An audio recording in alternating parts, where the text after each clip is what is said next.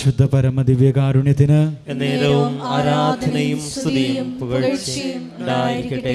പരിശുദ്ധ പരമദിവ്യകാരുണ്യത്തിന് എന്നേരവും ആരാധനയും സ്തുതിയും പുകഴ്ചയും ഉണ്ടായിരിക്കട്ടെ. പരിശുദ്ധ പരമദിവ്യകാരുണ്യത്തിന് എന്നേരവും ആരാധനയും സ്തുതിയും പുകഴ്ചയും ഉണ്ടായിരിക്കട്ടെ. ദിവ്യകാരുണ്യ സന്നിധിയിൽ പരിശുദ്ധ അമ്മയോട് ചേർന്ന് നിന്നുകൊണ്ട് കൃപാസനം പ്രത്യക്ഷീകരണ മധ്യസ്ഥ പ്രാർത്ഥന നമുക്ക് ഏറ്റുചൊല്ലാം.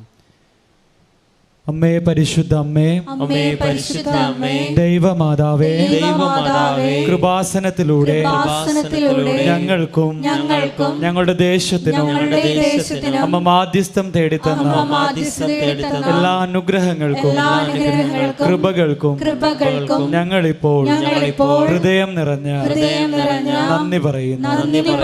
നമുക്ക് സ്തുതിച്ച് പ്രാർത്ഥിക്കാം. ഹല്ലേലൂയ, ഹല്ലേലൂയ, ഹല്ലേലൂയ. ആരാധകർത്താവേ, സ്തുതിക്കുന്ന മഹത്വപ്പെടുന്ന നാമത്തിന് സ്തുതിയും പുകഴ്ചയും ഉണ്ടായിരിക്കട്ടെ. Hallelujah, hallelujah. ആരാധകർത്താവേ, സ്തുതിക്കുന്നു, മഹത്വപ്പെടുന്നു. ഹല്ലേലൂയ, ഹല്ലേലൂയ, ഹല്ലേലൂയ.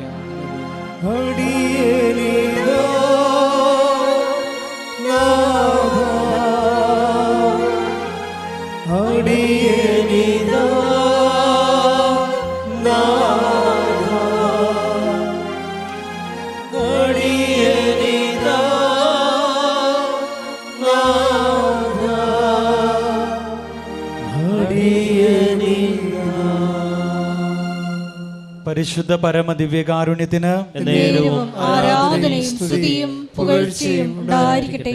പരിശുദ്ധ പരമദിവ്യകാരുണ്യത്തിന് എന്നേരവും ആരാധനയും സ്തുതിയും പുകഴ്ചയും ഉണ്ടായിരിക്കട്ടെ. പരിശുദ്ധ പരമദിവ്യകാരുണ്യത്തിന് എന്നേരവും ആരാധനയും സ്തുതിയും പുകഴ്ചയും ഉണ്ടായിരിക്കട്ടെ.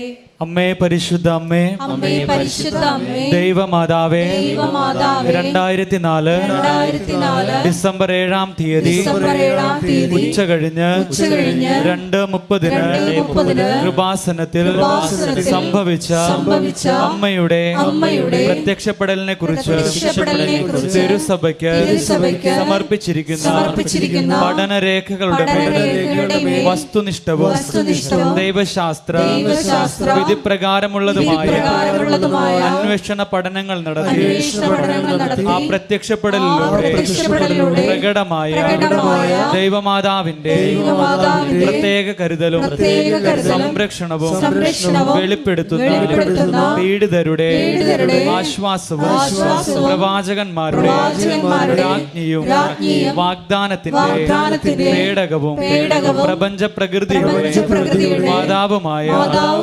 പരിശുദ്ധ അമ്മയുടെ ഭക്തി തിരുസഭയിൽ കൂടുതൽ പ്രചരിച്ചു ജീവിതത്തിന്റെ ദുരിത ദുരന്ത അവസ്ഥകളിൽ അകപ്പെട്ട് കഴിയുന്ന അനേകായിരം മക്കൾ ദൈവത്തിന്റെ സാന്നിധ്യവും സന്ധിപ്പും കൂടുതൽ അനുഭവിക്കുക വഴി ആത്മീയ വിശുദ്ധിയും ദൈവശക്തിയും കൈവരിക്കുവാൻ ഞങ്ങളുടെ കുടുംബങ്ങളെ ഇടയാക്കണമേ. നമുക്ക് സ്തുതിച്ച് പ്രാർത്ഥിക്കാം. Hallelujah, hallelujah. നിന്റെ നാമത്തിന് സ്തുതിയും പുകഴ്ചയും ഉണ്ടാകട്ടെ. ഹല്ലേലൂയ, ആരാധന, ആരാധന, ശക്തീകരിക്കണമെന്ന് പ്രാർത്ഥിക്കുന്നു. വചനത്താൽ വഴി നടത്തണമെന്ന് പ്രാർത്ഥിക്കുന്നു.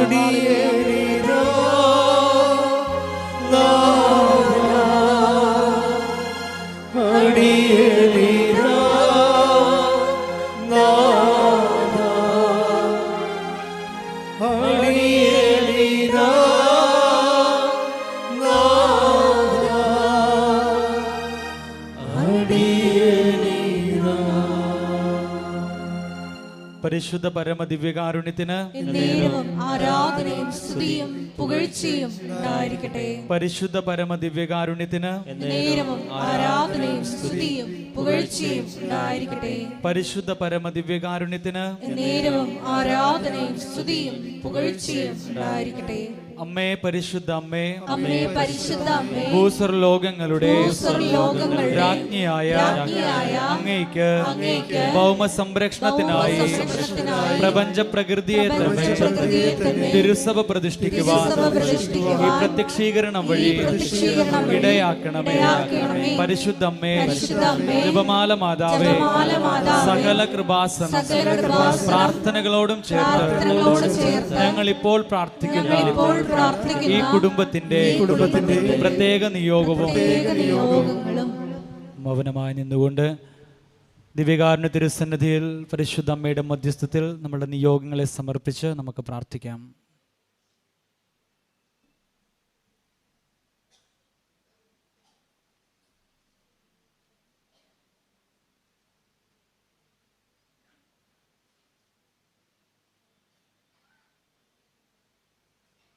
അമ്മയുടെ പ്രത്യക്ഷീകരണത്തിന്റെ ഈ അനുഗ്രഹവേളയിൽ ഞങ്ങൾക്ക് സാധിച്ചു തരുവാൻ കനിയണമേ. നമുക്ക് സ്തുതിച്ച് പ്രാർത്ഥിക്കാം. Hallelujah, hallelujah. സ്തുതിക്കുന്നു, മഹത്വപ്പെടുന്നു. ഹല്ലേലൂയ, ഹല്ലേലൂയ, ഹല്ലേലൂയ. യേശുവേ ആരാധന. നമ്മുടെ നിയോഗങ്ങളെ സമർപ്പിച്ച് പ്രാർത്ഥിക്കുന്നു. Hallelujah, hallelujah. ഉടമ്പടി ധ്യാനത്തില് നമ്മളെപ്പോഴും ചെയ്യുന്നത് ഒന്നോ രണ്ടോ കേസ് ഹിസ്റ്ററി എടുത്തിട്ട് അത് അനലൈസ് ചെയ്യാം. അതിന് നമ്മൾ ഉടമ്പടി വചന വിചാരമെന്ന് പറയും. അതായത് ഒരു സാക്ഷ്യം എടുത്തിട്ട് അതിൽ പ്രവർത്തിച്ചിരിക്കുന്ന ഉടമ്പടി തത്വങ്ങൾ എന്താണ്, അതിൻ്റെ കോമൺ ഫാക്ടേഴ്സ് എന്താണ്, നമ്മൾക്ക് ആക്ടിവേറ്റ് ചെയ്യാൻ പറ്റിയ അതിൻ്റെ അകത്ത് നിന്ന് എടുക്കുന്ന ഒരു ഫോർമുല, സൂത്രവാക്യം, അത് നമ്മളെടുത്താൽ എങ്ങനെ നമ്മുടെ വിഷയത്തിൻ്റെ മേൽ പ്രശ്നത്തിന് ഒരു സോൾവിങ് ഉണ്ടാവും. നമ്മളിന്ന് അനുഭവിക്കുന്ന ജീവിത പ്രശ്നങ്ങൾക്ക് സൊല്യൂഷൻ കാണുകയാണ് ഉടമ്പടിയുടെ ലക്ഷ്യം. ഉടമ്പടി പോലെ ഇങ്ങനെ സർവസ്പർശിയായിട്ടുള്ള എല്ലാ വിഷയങ്ങളെയും സ്പർശിക്കുന്ന, സർവജനീനമായ എല്ലാ ജനങ്ങളെയും സ്പർശിക്കുന്ന ഒരു പ്രെയർ പ്രോജക്റ്റ്, പ്രാർത്ഥനാ പദ്ധതി, അതാണ് ഉടമ്പടിയുടെ ഒരു തനത് കൃപയെന്ന് പറയുന്നത്. കാരണം എല്ലാ ജനങ്ങളെയും അത് ആപ്ലിക്കബിളാണ്. Divide of any caste and creed, എന്ത് ജാതിയായാലും എന്ത് മതമായാലും മനുഷ്യൻ എന്നുള്ള ആ ഒരു വിഷയത്തിൽ, കോമൺ ഫാക്ടറിൽ ഇത് ഏത് കാലാവസ്ഥയിലും വർക്കിംഗ് കണ്ടീഷനാണ്, വർക്കൗട്ട് ചെയ്യും. അപ്പോഴവർ ഓൾറെഡി ഉടമ്പടി പ്രാബല്യത്തിൽ വരുത്തി അവരതിനെ ക്രാക്ക് ചെയ്ത വിധം കണ്ടുപിടിക്കുക, അതിൽ പ്രവർത്തിച്ച തത്വങ്ങളെ ട്രേസ് ഔട്ട് ചെയ്യുക. അതാണ് ഈ വചന വിചാരണത്തിൻ്റെ അല്ലെങ്കിൽ കേസ് ഹിസ്റ്ററി സ്റ്റഡിയുടെ പ്രധാനപ്പെട്ട ലക്ഷ്യം ഉടമ്പടി ധ്യാനത്തിലൂടെ. അപ്പം നിങ്ങൾക്കും ഇന്ന് ഇവിടുന്ന് ട്രേസ് ഔട്ട് ചെയ്ത് തരുന്ന പ്രിൻസിപ്പിള് നിങ്ങളുടെ ജീവിത മണ്ഡലത്തിൽ നിങ്ങൾക്ക് ആപ്ലിക്കേറ്റ് ചെയ്യാവുന്നതാണ്. അതുകൊണ്ട് തന്നെ ഈ ധ്യാന മണിക്കൂറിലൂടെ ദൈവം നമുക്ക് ഉൾക്കാഴ്ചകൾ നൽകാനും ഉത്ബോധനം നൽകാൻ വേണ്ടി സ്തുതിക്കട്ടെ. ഹല്ലേലൂയ, ഹല്ലേലൂയ, ഹല്ലേലൂയ, ഹല്ലേലൂയ. ജ്ഞാനത്തിന്റെ ആദ്യ അന്തം നിങ്ങൾക്ക് വചനം നൽകണമേ എന്ന് പ്രാർത്ഥിക്കുന്നു. നിങ്ങളെ വചനത്താൽ വഴി നടത്തണമേ എന്ന് പ്രാർത്ഥിക്കുന്നു. ആ വെളിപാടുകൾ നൽകണമേ എന്ന് പ്രാർത്ഥിക്കുന്നു.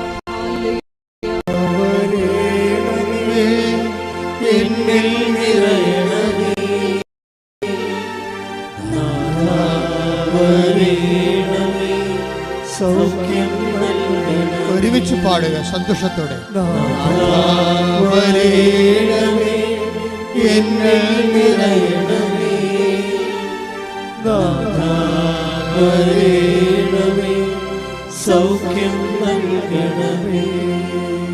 പരിശുദ്ധ പരമദിവ്യകാരുണ്യത്തിന് ആരാധനയും സ്തുതിയും പുകഴ്ചയും ഉണ്ടായിരിക്കട്ടെ. പരിശുദ്ധ പരമദിവ്യകാരുണ്യത്തിന് ആരാധനയും സ്തുതിയും പുകഴ്ചയും ഉണ്ടായിരിക്കട്ടെ. ഏതാണ്ട് ഒരേ പ്രിൻസിപ്പിൾ വർക്കൗട്ട് ചെയ്തിട്ടുള്ള രണ്ട് സാക്ഷ്യങ്ങളെ നിങ്ങളുടെ ശ്രദ്ധയിൽപ്പെടുത്തുന്നതാണ്. ഒന്നാമത്തെ സാക്ഷ്യം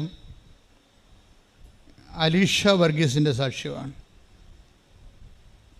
അതിൻ്റെ ഒപ്പം പഠിക്കാവുന്ന സാക്ഷ്യം മിനി സെലസ്റ്റിൻ ആരുവരെ.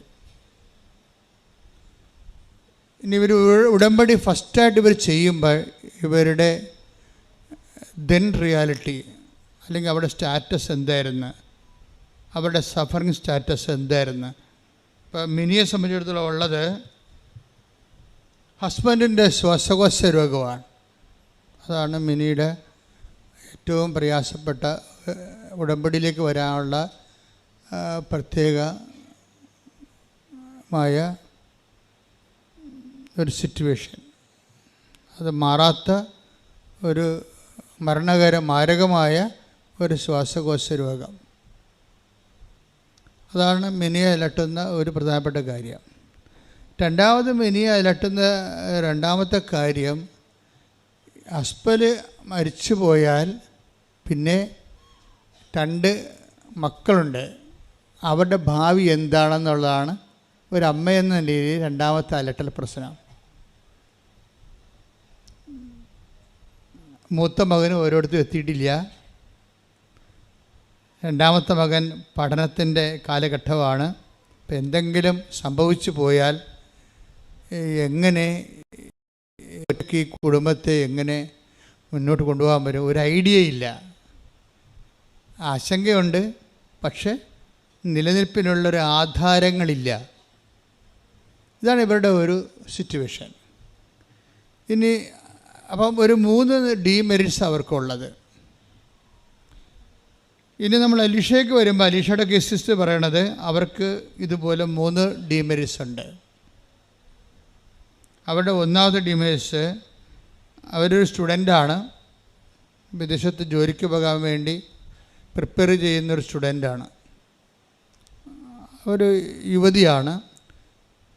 പലരെയും പോലെ OET ആണ് അവളുടെ ഒരു കടമ്പ എന്ന് പറയുന്നത്, ചാടിക്കടക്കേണ്ട OET ആണ്. പക്ഷേ ഉള്ള പ്രശ്നം അതിനുള്ള പാങ്ങില്ല. OET അവർ ഒരു സ്കൂളിൽ പിള്ളേരെ OET പഠിപ്പിക്കുന്നുണ്ട്. പക്ഷേ അവിടുത്തെ തന്നെ മാനേജർ, ഹെഡ് മിസ്ട്രസ് ഇവരോട് പറഞ്ഞിരിക്കുന്നത്, അലീഷ നിൻ്റെ ലാംഗ്വേജ് വളരെ പുവറാണ്, അതുകൊണ്ട് നീ പരീക്ഷ എഴുതാതിരിക്കുന്നതാണ് നല്ലത്. പരീക്ഷയ്ക്ക് പിള്ളേരെ പഠിപ്പിക്കുന്ന അധ്യാപികയെക്കുറിച്ച് അവരുടെ ഹെഡ് മിസ്ട്രസ് പറയുന്ന കമൻ്റാണ്, നീ OET എഴുതാതിരിക്കുന്നതാണ് നല്ലത്, എല്ലാ കാര്യം നിനക്കില്ല. അപ്പോൾ അതൊക്കെ മനസ്സിലായില്ലേ, 0 ശരിക്കും പറഞ്ഞാൽ സിറ്റുവേഷൻ അതാണ്. രണ്ടാമത്തെ അലീഷയുടെ ഒരു വിഷയം എന്ന് പറയണത്, രണ്ടാമത് അവൾ അനുഭവിക്കുന്ന പ്രശ്നം എന്ന് പറയണത്, അപ്പനും അമ്മയും വയസ്സാണ്.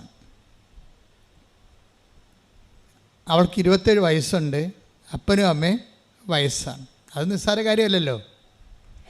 ഇനി അപ്പനും അമ്മയുടെക്കൊന്നും ഒരു വരുമാനം ഉണ്ടാക്കി കുടുംബം നോക്കാൻ പറ്റത്തില്ല. അപ്പോൾ കുടുംബം മുഴുവൻ തൻ്റെ മുതുകത്തിരിക്കുകയാണ്. അപ്പോൾ നിസ്സാര കാര്യമല്ലത്. അവളുടെ മുതുകത്താണ് ഈ കുടുംബം മുഴുവനും, അപ്പനും അമ്മയും അവരുടെ ചെലവും ഇവളുടെ ഭാവിയും ഇവളുടെ വിവാഹം എല്ലാം ഈ 27 വയസ്സുകാരത്തിന് മുമ്പിലിരിക്കുകയാണ്. അവൾക്ക് മുമ്പിലുള്ള കടമ എങ്ങനെയെങ്കിലും വിദേശത്ത് എത്തിച്ചേർന്ന് കടങ്ങളെ പരിഹരിക്കണം എന്നുള്ളതാണ്. പക്ഷേ അതിന് ഭാഷയില്ല. ഭാഷയില്ലാത്തത് കൊണ്ട് തന്നെ ഈ വിഷയം എടുക്കാനും പറ്റത്തില്ല. പക്ഷേ എടുക്കാതിരിക്കാനും പറ്റത്തില്ല, ജീവിക്കണ്ടേ? അതാണ് അവളുടെ പ്രശ്നം. മൂന്നാമത്തെ അവളുടെ പ്രശ്നം എന്ന് പറയുന്നത്, അതായത് OETയുടെ ഒരു പ്രോബ്ലം, നമുക്കൊരു 35% മാർക്ക്, ഇപ്പോൾ 35 പോയിൻ്റ് കിട്ടിയാൽ നമുക്ക് ഒരാളിനെ OETയുടെ എക്സാമിന് ഇരുത്താൻ പറ്റും. പക്ഷേ ഇവൾ പലപ്പോഴും 20 പോയിൻ്റ് ഇവർക്ക് കിട്ടത്തുള്ളൂ. 20 പോയിൻ്റ് കാര്യത്തിൽ മാക്സിമം 25 പോയിൻ്റ് കിട്ടും. അങ്ങനെ ഒരാൾ വെറുതെ കൊണ്ടുപോയി 36,000 രൂപ OETക്ക് കൊണ്ട് മുടക്കിയ ആ ഉള്ള കാശും പോകും. അപ്പോൾ ഓരോ മനുഷ്യന്മാരെ അനുഭവിക്കുന്ന പ്രശ്നങ്ങൾ നിങ്ങൾ അറിയണം. അപ്പോൾ ഇവരുടെ ഒരു 2 പേരുടെയും, ഇപ്പം മിനി വർഗീസിൻ്റെയും മിനി സെലസ്റ്റിൻ്റെയും അലീഷ വർഗീസിൻ്റെയും ഈ ജീവിത അനുഭവങ്ങൾ, ഇവരുടെ സിറ്റുവേഷൻ ഇതാണ്. ഇവർ 2 പേരും ഒരു സിങ്കിങ് മൂഡിലാണ്. എന്ന് വെച്ച് കഴിഞ്ഞാൽ താഴ്ന്നുകൊണ്ടിരിക്കുന്ന ഒരു ജീവിതം. ഇവരെ സംബന്ധിച്ചിടത്തോളം അവരുടെ ബന്ധുക്കളോ സ്വന്തപ്പെട്ടവരോ നിലവിൽ ആരും അവരെ സപ്പോർട്ട് ചെയ്യാനില്ല. അവർ തന്നെ അവരുടെ ജീവിതം ജീവിച്ച് തീർക്കണം. ഈ അവസ്ഥയിലാണ് മെൻറ്റർമാർ വരണത്. മെൻറ്റർമാർ, കവനൻ്റ് മെൻറ്റർമാർ ഒരു വലിയ ഇവാഞ്ചലിസ്റ്റുകളാണ്. നിങ്ങളെപ്പോഴും ഓർക്കണം, ഇവിടെ നിങ്ങൾ ഇരിക്കുമ്പോൾ നിങ്ങളെ ഇവിടേക്ക് മാതാവിൻ്റെ തിരുസന്നിധിയെ കൊണ്ടുവന്നിട്ടുള്ള ഒത്തിരി മെൻറ്റർമാരുണ്ട്. അവരോർത്ത് നമുക്ക് നിങ്ങളെ കവനൻ്റിനെക്കുറിച്ചും കൃപാസനത്തെക്കുറിച്ചും കൃപാസനം മാതാവിനെക്കുറിച്ചും നിങ്ങളോട് കണ്ണീരിൻ്റെ കാലത്ത് നിങ്ങൾക്ക് ഉപദേശം നൽകിയ മക്കളെ ഓർത്തുകൊണ്ട് സ്തുതിക്കട്ടെ. ഹല്ലേലൂയ, ഹല്ലേലൂയ, ഹല്ലേലൂയ, ഹല്ലേലൂയ. ആരാധന, ഹല്ലേലൂയ, മഹത്വം, മഹത്വം, ആരാധന, ആരാധന. അപ്പം അതിന് അലീഷ ഉടമ്പടിയിലേക്ക് സെറ്റ് ചെയ്യുമ്പോൾ ഞാൻ കഴിഞ്ഞ ആഴ്ച നിങ്ങളോട് പറഞ്ഞു,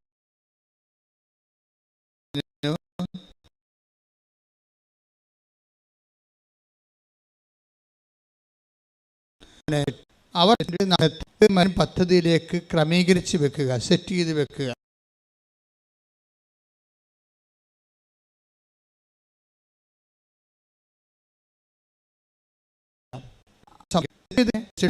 ഏറ്റവും പ്രധാനപ്പെട്ടത് നമ്മൾ സെറ്റ് ചെയ്താൽ പിന്നെ നമ്മളുടെ ഉടമ്പടി എന്ന് പറയുന്ന ആ ഒരു ദൈവികമായ പദ്ധതിയിലേക്ക് നമ്മുടെ ജീവിതം സെറ്റ് ചെയ്ത് കഴിഞ്ഞാൽ, ജീവിതം ആസച്ചാണ് സെറ്റ് ചെയ്യണത്, അല്ല ജീവിതത്തിൻ്റെ ഏതൊരു ഭാഗമല്ല സെറ്റ് ചെയ്യണത്.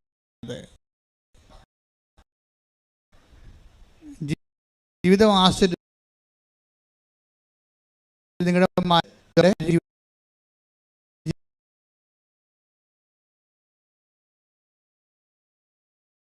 ജീവിതം ആസറ്റിലേക്ക്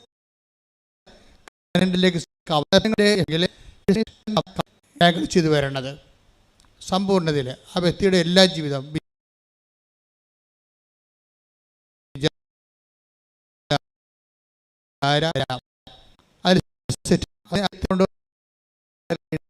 മനുഷ്യരായിട്ട് മുന്നോട്ട് പോയാൽ ഉടമ്പടി ക്രാക്കാകത്തില്ല. കാര്യം ഇതിനകത്ത് ഉടമ്പടിയുടെ മറ്റ് പ്രാർത്ഥനാ രീതികളിൽ നിന്ന് വ്യത്യസ്തമായിട്ടുള്ളത്, നിങ്ങൾ ഉടമ്പടി പെർഫെക്റ്റ് ആണെങ്കിൽ, ഇവിടുന്ന് പറഞ്ഞിരിക്കുന്നത് അവൻ പറയണ പോലെ ചെയ്യുന്നതനുസരിച്ച് കൊണ്ട് നിങ്ങളുടെ പ്രാർത്ഥനാ ജീവിതവും നിങ്ങളുടെ പ്രവർത്തന ജീവിതവും നിങ്ങളുടെ പ്രേക്ഷിത ജീവിതവും, 3 ജീവിതമാണ് ഉടമ്പടിക്കുള്ളത്. ഒന്ന് പ്രാർത്ഥനാ ജീവിതം, എല്ലാ വിഷയവും പ്രാർത്ഥന കൊണ്ട് സമീപിക്കുക. അതിൻ്റെ പ്രിസ്ക്രൈബ്ഡ് വളരെ സെലക്റ്റീവ് പ്രെയർ ഇവിടുന്ന് തരും. സെലക്റ്റീവ് പ്രെയർ, അതായത് ഒരു വിഷയം ക്രാക്ക് ചെയ്യാൻ പറ്റുന്ന രീതിയിൽ നിങ്ങളൊരു 3 ഫേസിലേക്ക് പ്ലഗ് ചെയ്യാൻ പറ്റുന്ന രീതിയിലുള്ള സെലക്റ്റീവ് പ്രെയറാണ് ഇവിടുന്ന് തരണത്. പ്രെയർ ഒരിക്കലും ഇവിടുന്ന് നിങ്ങൾക്ക് തരണ ഒന്നാമത്തത് പ്രത്യക്ഷീകരണ പ്രാർത്ഥനയാണ്. ആ പ്രത്യക്ഷീകരണ പ്രാർത്ഥന ഒരു പുഷ്പുള്ളായിട്ട് വർക്ക് ചെയ്യണതാണ്. നമുക്കറിയാം, ഇപ്പോൾ ഒരു സാധാരണ ഒരു പ്രാർത്ഥന നമ്മൾ ചെല്ലണതും പ്രത്യക്ഷീകരണ പ്രാർത്ഥന ചെല്ലണതും തമ്മിൽ വ്യത്യാസമുണ്ട്. പ്രത്യക്ഷീകരണ പ്രാർത്ഥന എന്ന് പറയുന്നത് ഉടമ്പടി ബേസ് ചെയ്തിരിക്കുന്നതും ഉടമ്പടിയുടെ ദൈവികമായ ലക്ഷ്യവും എല്ലാം മാതാവിൻ്റെ പ്രത്യക്ഷീകരണവുമായിട്ട് ബന്ധപ്പെട്ടാണ് നമുക്ക് ഉടമ്പടി നൽകിയിരിക്കുന്നത്. അപ്പോൾ 2004 ഡിസംബർ 7 ഉച്ചയ്ക്ക് 2 മണിക്ക് പരിശുദ്ധ അമ്മ ഈ ആൾത്താരെ പ്രത്യക്ഷപ്പെട്ടുകൊണ്ട് സമയഘടികൾ നെഞ്ചിൽ ചാർത്തി ദുരന്തമുണ്ടാകാൻ പോണ പ്രാർത്ഥിക്കണം. അപ്പോൾ ലോകത്തിലെ ക്ലൈമറ്റ് ചേഞ്ച് ഉൾപ്പെടെയുള്ള ദുരന്തങ്ങളുടെ വലിയ കാലഘട്ടമാണ് 2004 തൊട്ട് 6 തൊട്ട് 6-ലാണത് പ്രകടമാണ്. അമ്മ പറഞ്ഞ ദുരന്തം ആദ്യമായിട്ടും പ്രകടമാകുന്നത് 2006-ലാണ്. 2004 സുനാമിക്ക് ശേഷം, സുനാമിക്ക് 1 മാസം മുമ്പാണ് ദുരന്തമുണ്ടാകാൻ പോകണമെന്ന് പറഞ്ഞത്. പ്രാർത്ഥിക്കണം. അപ്പോൾ ഡിസംബർ 7 പറഞ്ഞു, 26 സുനാമി ഉണ്ടായി. പിന്നെ സുനാമി കെട്ടടങ്ങിയ ഉടനെ ചിക്കൻ ഗുനിയ ആരംഭിച്ചു. ആൾക്കാരൊക്കെ ഇന്നും മുടഞ്ഞ് നടക്കണുണ്ട് അല്ലേ, കണ്ടില്ലേ? ചിക്കൻ ഗുനിയയുടെ കാലം കഴിഞ്ഞത് 2009-ലാണ് തീരണത്. 2009 തീർന്നു കഴിയുമ്പോൾ ഉടനെ നിപ്പ വൈറസ് സ്റ്റാർട്ട് ചെയ്യും. 2012 വരെ ഉണ്ട് നിപ്പ വൈറസ്. നിപ്പ വൈറസിൻ്റെ കൂടെ പിന്നെ പക്ഷിപ്പനി, അങ്ങനെ ഇപ്പം തക്കാളിപ്പനി, പലതരത്തിലുള്ള പനികളെല്ലാം പിന്നെ പനികളുടെ ഒരു കാലഘട്ടമാണ് നമ്മൾ കണ്ടത്. പനികളെല്ലാം തന്നെ മാരകമായ പനികളായിരുന്നു. കുറച്ച് പേര് ജീവിച്ചിരിക്കുന്നവർ അവരെക്കുറിച്ച് ഓർക്കണമെന്നില്ല, മരിച്ചുപോയോ അതൊക്കെ ഉണ്ട്. ഈ കാലഘട്ടത്തിൽ മരിച്ചുപോയ അനേകം കുടുംബങ്ങളുണ്ട്, അനേകം ഭർത്താക്കന്മാരുണ്ട് മരിച്ചുപോയവർ, അനേകം ഭാര്യമാർ മരിച്ചു പോയിട്ടുണ്ട്, മക്കൾ വരെ മരിച്ചു പോയിട്ടുണ്ട്. അപ്പോൾ ഈ ആരെങ്കിലും നമ്മളിപ്പോൾ അവശേഷിക്കുന്നവർ മരിച്ചവരെക്കുറിച്ച് അറിയുന്നില്ലല്ലോ. അപ്പോൾ ഈ ഒരു കാലഘട്ടം മരണത്തിൻ്റെ ഒരു വലിയ കാലഘട്ടമാണ്. അതങ്ങനെ വന്ന് ഒരു 2018 മാറണത്, പ്രളയമായി മാറണത്. 18-ലും 19-ലും പ്രളയം വരും. 20-ലേക്ക് വരുമ്പോൾ അത് കോവിഡായിട്ട് ചേഞ്ച് ചെയ്യും. 19 കോവിഡായിട്ട് ഇവിടെ 20-ൽ വരുമ്പോൾ നാട്ടിൽ കോവിഡ് വരും. പിന്നെ 21 വരെ കോവിഡിൻ്റെ കാലഘട്ടമാണ്. കോവിഡിൻ്റെ കാലഘട്ടത്തിന് ശേഷമാണ് പിന്നെ ഉരുൾപൊട്ടൽ അതുപോലെയുള്ള കുറച്ച് കാഷ്വാലിറ്റി മാത്രം ഉണ്ടാകുന്ന ചെറിയ ചെറിയ ദുരന്തങ്ങൾ ലോകത്തിൻ്റെ എല്ലാ ഭാഗങ്ങളിലും കത്തിരുന്ന കൊടുങ്കാറ്റ് ഉൾപ്പെടെയുള്ള പല പല പേരുകൾ, പല പല ചേട്ടത്തിമാരുടെ പേരുകളിൽ കൊടുങ്കാറ്റുകൾ ഇറങ്ങും ഓരോ രീതികളിൽ. അതൊക്കെ ഇപ്പോഴും നടന്നുകൊണ്ടിരിക്കുന്ന കാര്യങ്ങളാണ്. പക്ഷേ ഇങ്ങനെ ഒരു 2004 മുതൽ ഇങ്ങോട്ട് ദുരന്തങ്ങളുടെയും മനുഷ്യരാശി ഇതിൻ്റെ ഭാഗമായിട്ട് 2012 വന്നപ്പോൾ 92 മുതൽ ഇതിൻ്റെ ഒരു ലാഞ്ചനം ഉണ്ടായിരുന്നു. ഇൻ്റർനാഷണൽ ഭൗമ ഉച്ചകോടിക്ക് പിന്നീട് അന്ന് മുതൽ ക്ലൈമറ്റ് ചേഞ്ച് എന്നും പറഞ്ഞ് ആഗോള വ്യാപകമായ രീതിയിലുള്ള ദുരന്തം വിതച്ചിട്ടുണ്ട്. ക്ലൈമറ്റ് ചേഞ്ച് ആരുടെ കയ്യിൽ നിൽക്കണില്ല, അതിൽ എൽ നീനോയിലേക്ക് പോകുന്നു. എൽ നീനോ മേഘങ്ങളും എൽ നീനോ കാലാവസ്ഥകളും കൂമ്പാരം മേഘങ്ങളും അതുപോലെ തന്നെ കൂമ്പാരം മേഘങ്ങൾ നമ്മൾ ജീവിതത്തിൽ ഒരിക്കലും കണ്ടിട്ടില്ലല്ലോ. സീസണെല്ലാം പോയിരിക്കുകയാണ്. ഇപ്പോൾ സീസൺ പോയി, കൃഷികളെല്ലാം പോയി, അല്ലേ? സീസണെല്ലാം പോയി. നമ്മുടെ സീസണ് പണ്ട് നമുക്ക് ജൂൺ എന്ന് പറയുമ്പോൾ മെയ് 31 എന്ന് പറയുമ്പോൾ തന്നെ മൺസൂൺ മേഘം വന്നു. ജൂൺ ജൂലൈ എന്ന് പറയുമ്പോൾ തന്നെ വർഷം തീർന്നു. തുലാപ്പത്താകുമ്പോൾ പ്ലാവിൻ്റെ ചുവട്ടിലും കിടക്കാം. ഇപ്പോൾ തുലാപ്പത്താകുമ്പോഴാണ് ഇപ്പോൾ കർക്കിടകം തുടങ്ങണത്. പക്ഷേ ക്ലൈമറ്റ് ആപ്പാട് ചേഞ്ചായി. മഴ ഏത് സമയത്തും വരാം. എവിടെ നോക്കിയാലും കൂമ്പാരം മേഘങ്ങൾ കാണാം. ഇങ്ങനെ മേഘങ്ങളിങ്ങനെ കൂമ്പാരമായിട്ട് ഇങ്ങനെ നിൽക്കണ കാണാം. എന്ന് വെച്ച് കഴിഞ്ഞാൽ ഒരു സ്ഥലത്തു നിന്ന് ചൂട് പിടിച്ച് ഒരു കടലിൻ്റെ ഒരു ഭാഗമോ കായലിൻ്റെ ഒരു ഭാഗമോ ഈ ഭൂമധ്യരേഖയുടെ ആ സ്ഥലത്തെന്ന് പറഞ്ഞ പോലെ ഭയങ്കരമായ രീതി ഹീറ്റായിട്ട് അത് വെള്ളം മേഘമായിട്ട് നേരെ മുകളിലോട്ട് പോകും. മുകളിലോട്ട് പോയിട്ട് അത് മഴയായി പെയ്തിറങ്ങി താഴേക്ക് വരുമ്പോൾ തന്നെ ആ പഴയ ചൂട് വീണ്ടും അവിടെ തന്നെ നിൽക്കുകയാണ്. അത് കാരണം ഈ മഴയും പിന്നീട് ആവിയായി മേഘമായിട്ട് പോകുമ്പോഴാണ് കൂമ്പാരമേഘങ്ങൾ ഉണ്ടാകുന്നത്. കൂമ്പാരമേഘങ്ങൾ എന്ന് പറഞ്ഞാൽ സഖ്യപർവ്വതം പോലെയുള്ള വലിയ മേഘങ്ങൾ, പർവ്വതം പോലെയുള്ള പർവ്വത മേഘങ്ങളാണ്.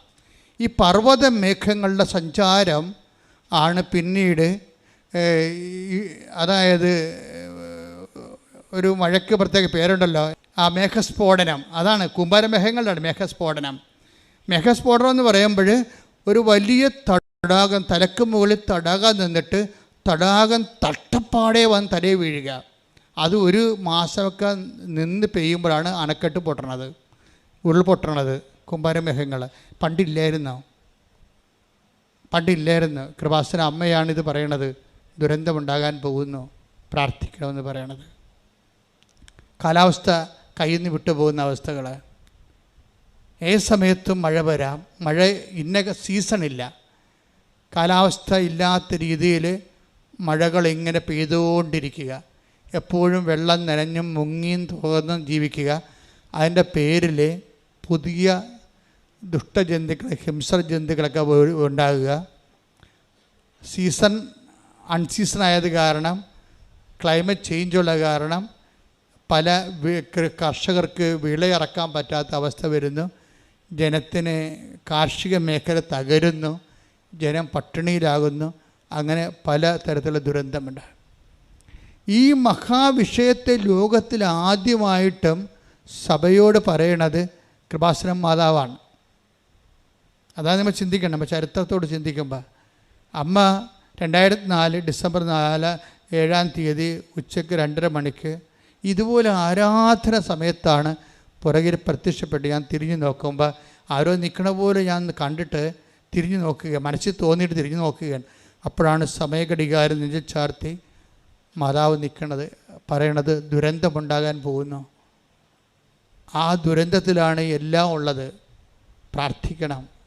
കാര്യം ശാസ്ത്രം കൊണ്ടൊന്നും ചെയ്യാൻ പറ്റത്തില്ല. കുമാരമേഘങ്ങളുണ്ടായ ശാസ്ത്രത്തിന് എന്ത് ചെയ്യാൻ പറ്റും? ഒന്നും ചെയ്യാൻ പറ്റത്തില്ല. ശാസ്ത്രത്തിന് വല്ല മുറിയിലൊക്കെ ഇരുന്നുകൊണ്ട് എന്തെങ്കിലും കമ്പ്യൂട്ടർ ഇലക്ട്രോണിക് ബേസിലായിട്ടുള്ള സംഭവങ്ങളൊക്കെ കണ്ടുപിടിക്കാനൊക്കെ പറ്റത്തുള്ളൂ.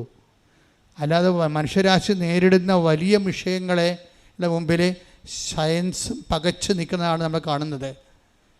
ചിലരോട് പറയും മരം വെച്ച് പിടിപ്പിക്കാൻ പറയും, ചിലരോട് പറയും മരം വെച്ചതാണ് മഴ മാറാത്തതെന്ന് പറയും. കൺഫ്യൂഷൻ ആകപ്പാടെ, മൊത്തം കൺഫ്യൂഷനാണ് പറയണത്.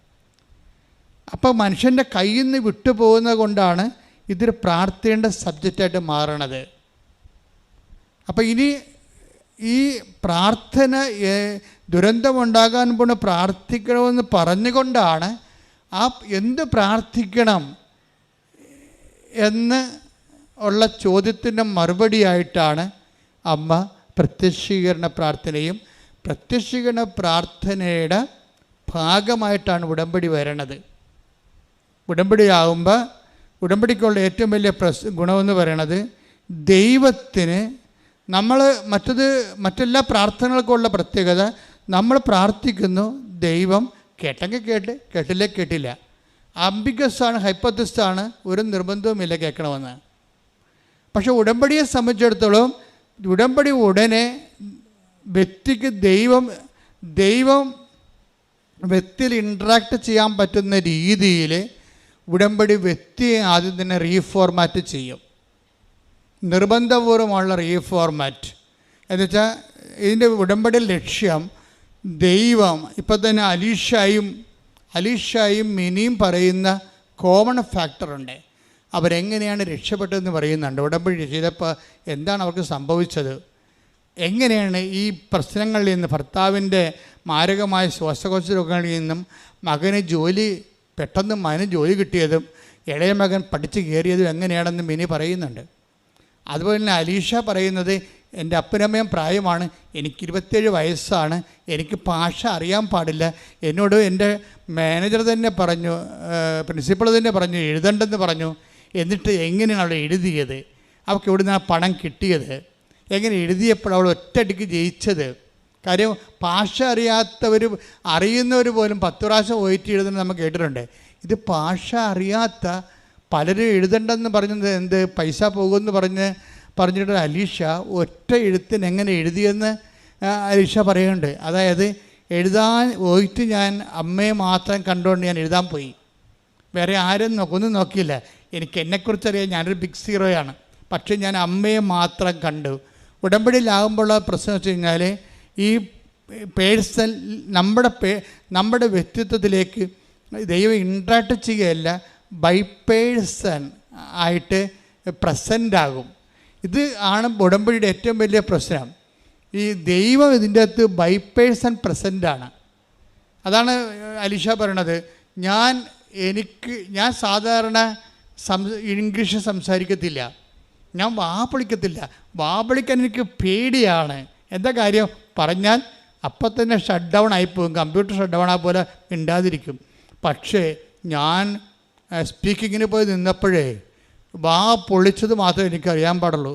പിന്നെ ആരോ ഇരുന്നുകൊണ്ട് അത് പറ ഇത് പറ അത് പറയുമെന്ന് പറഞ്ഞുകൊണ്ട് എൻ്റെ ഉള്ളിൽ ഇരുന്നുകൊണ്ട് ഇങ്ങനെ പറഞ്ഞുകൊണ്ടേയിരുന്നു. അവർ നിർത്താൻ പറയണവരെ ഞാൻ ഇംഗ്ലീഷ് പറഞ്ഞുകൊണ്ടിരുന്നു. ആരോ ഒരാൾ പിന്നെ ഞാൻ എഴുതാൻ നേരത്ത് ഞാൻ എഴുതിക്കൊണ്ടിരിക്കുകയാണ്.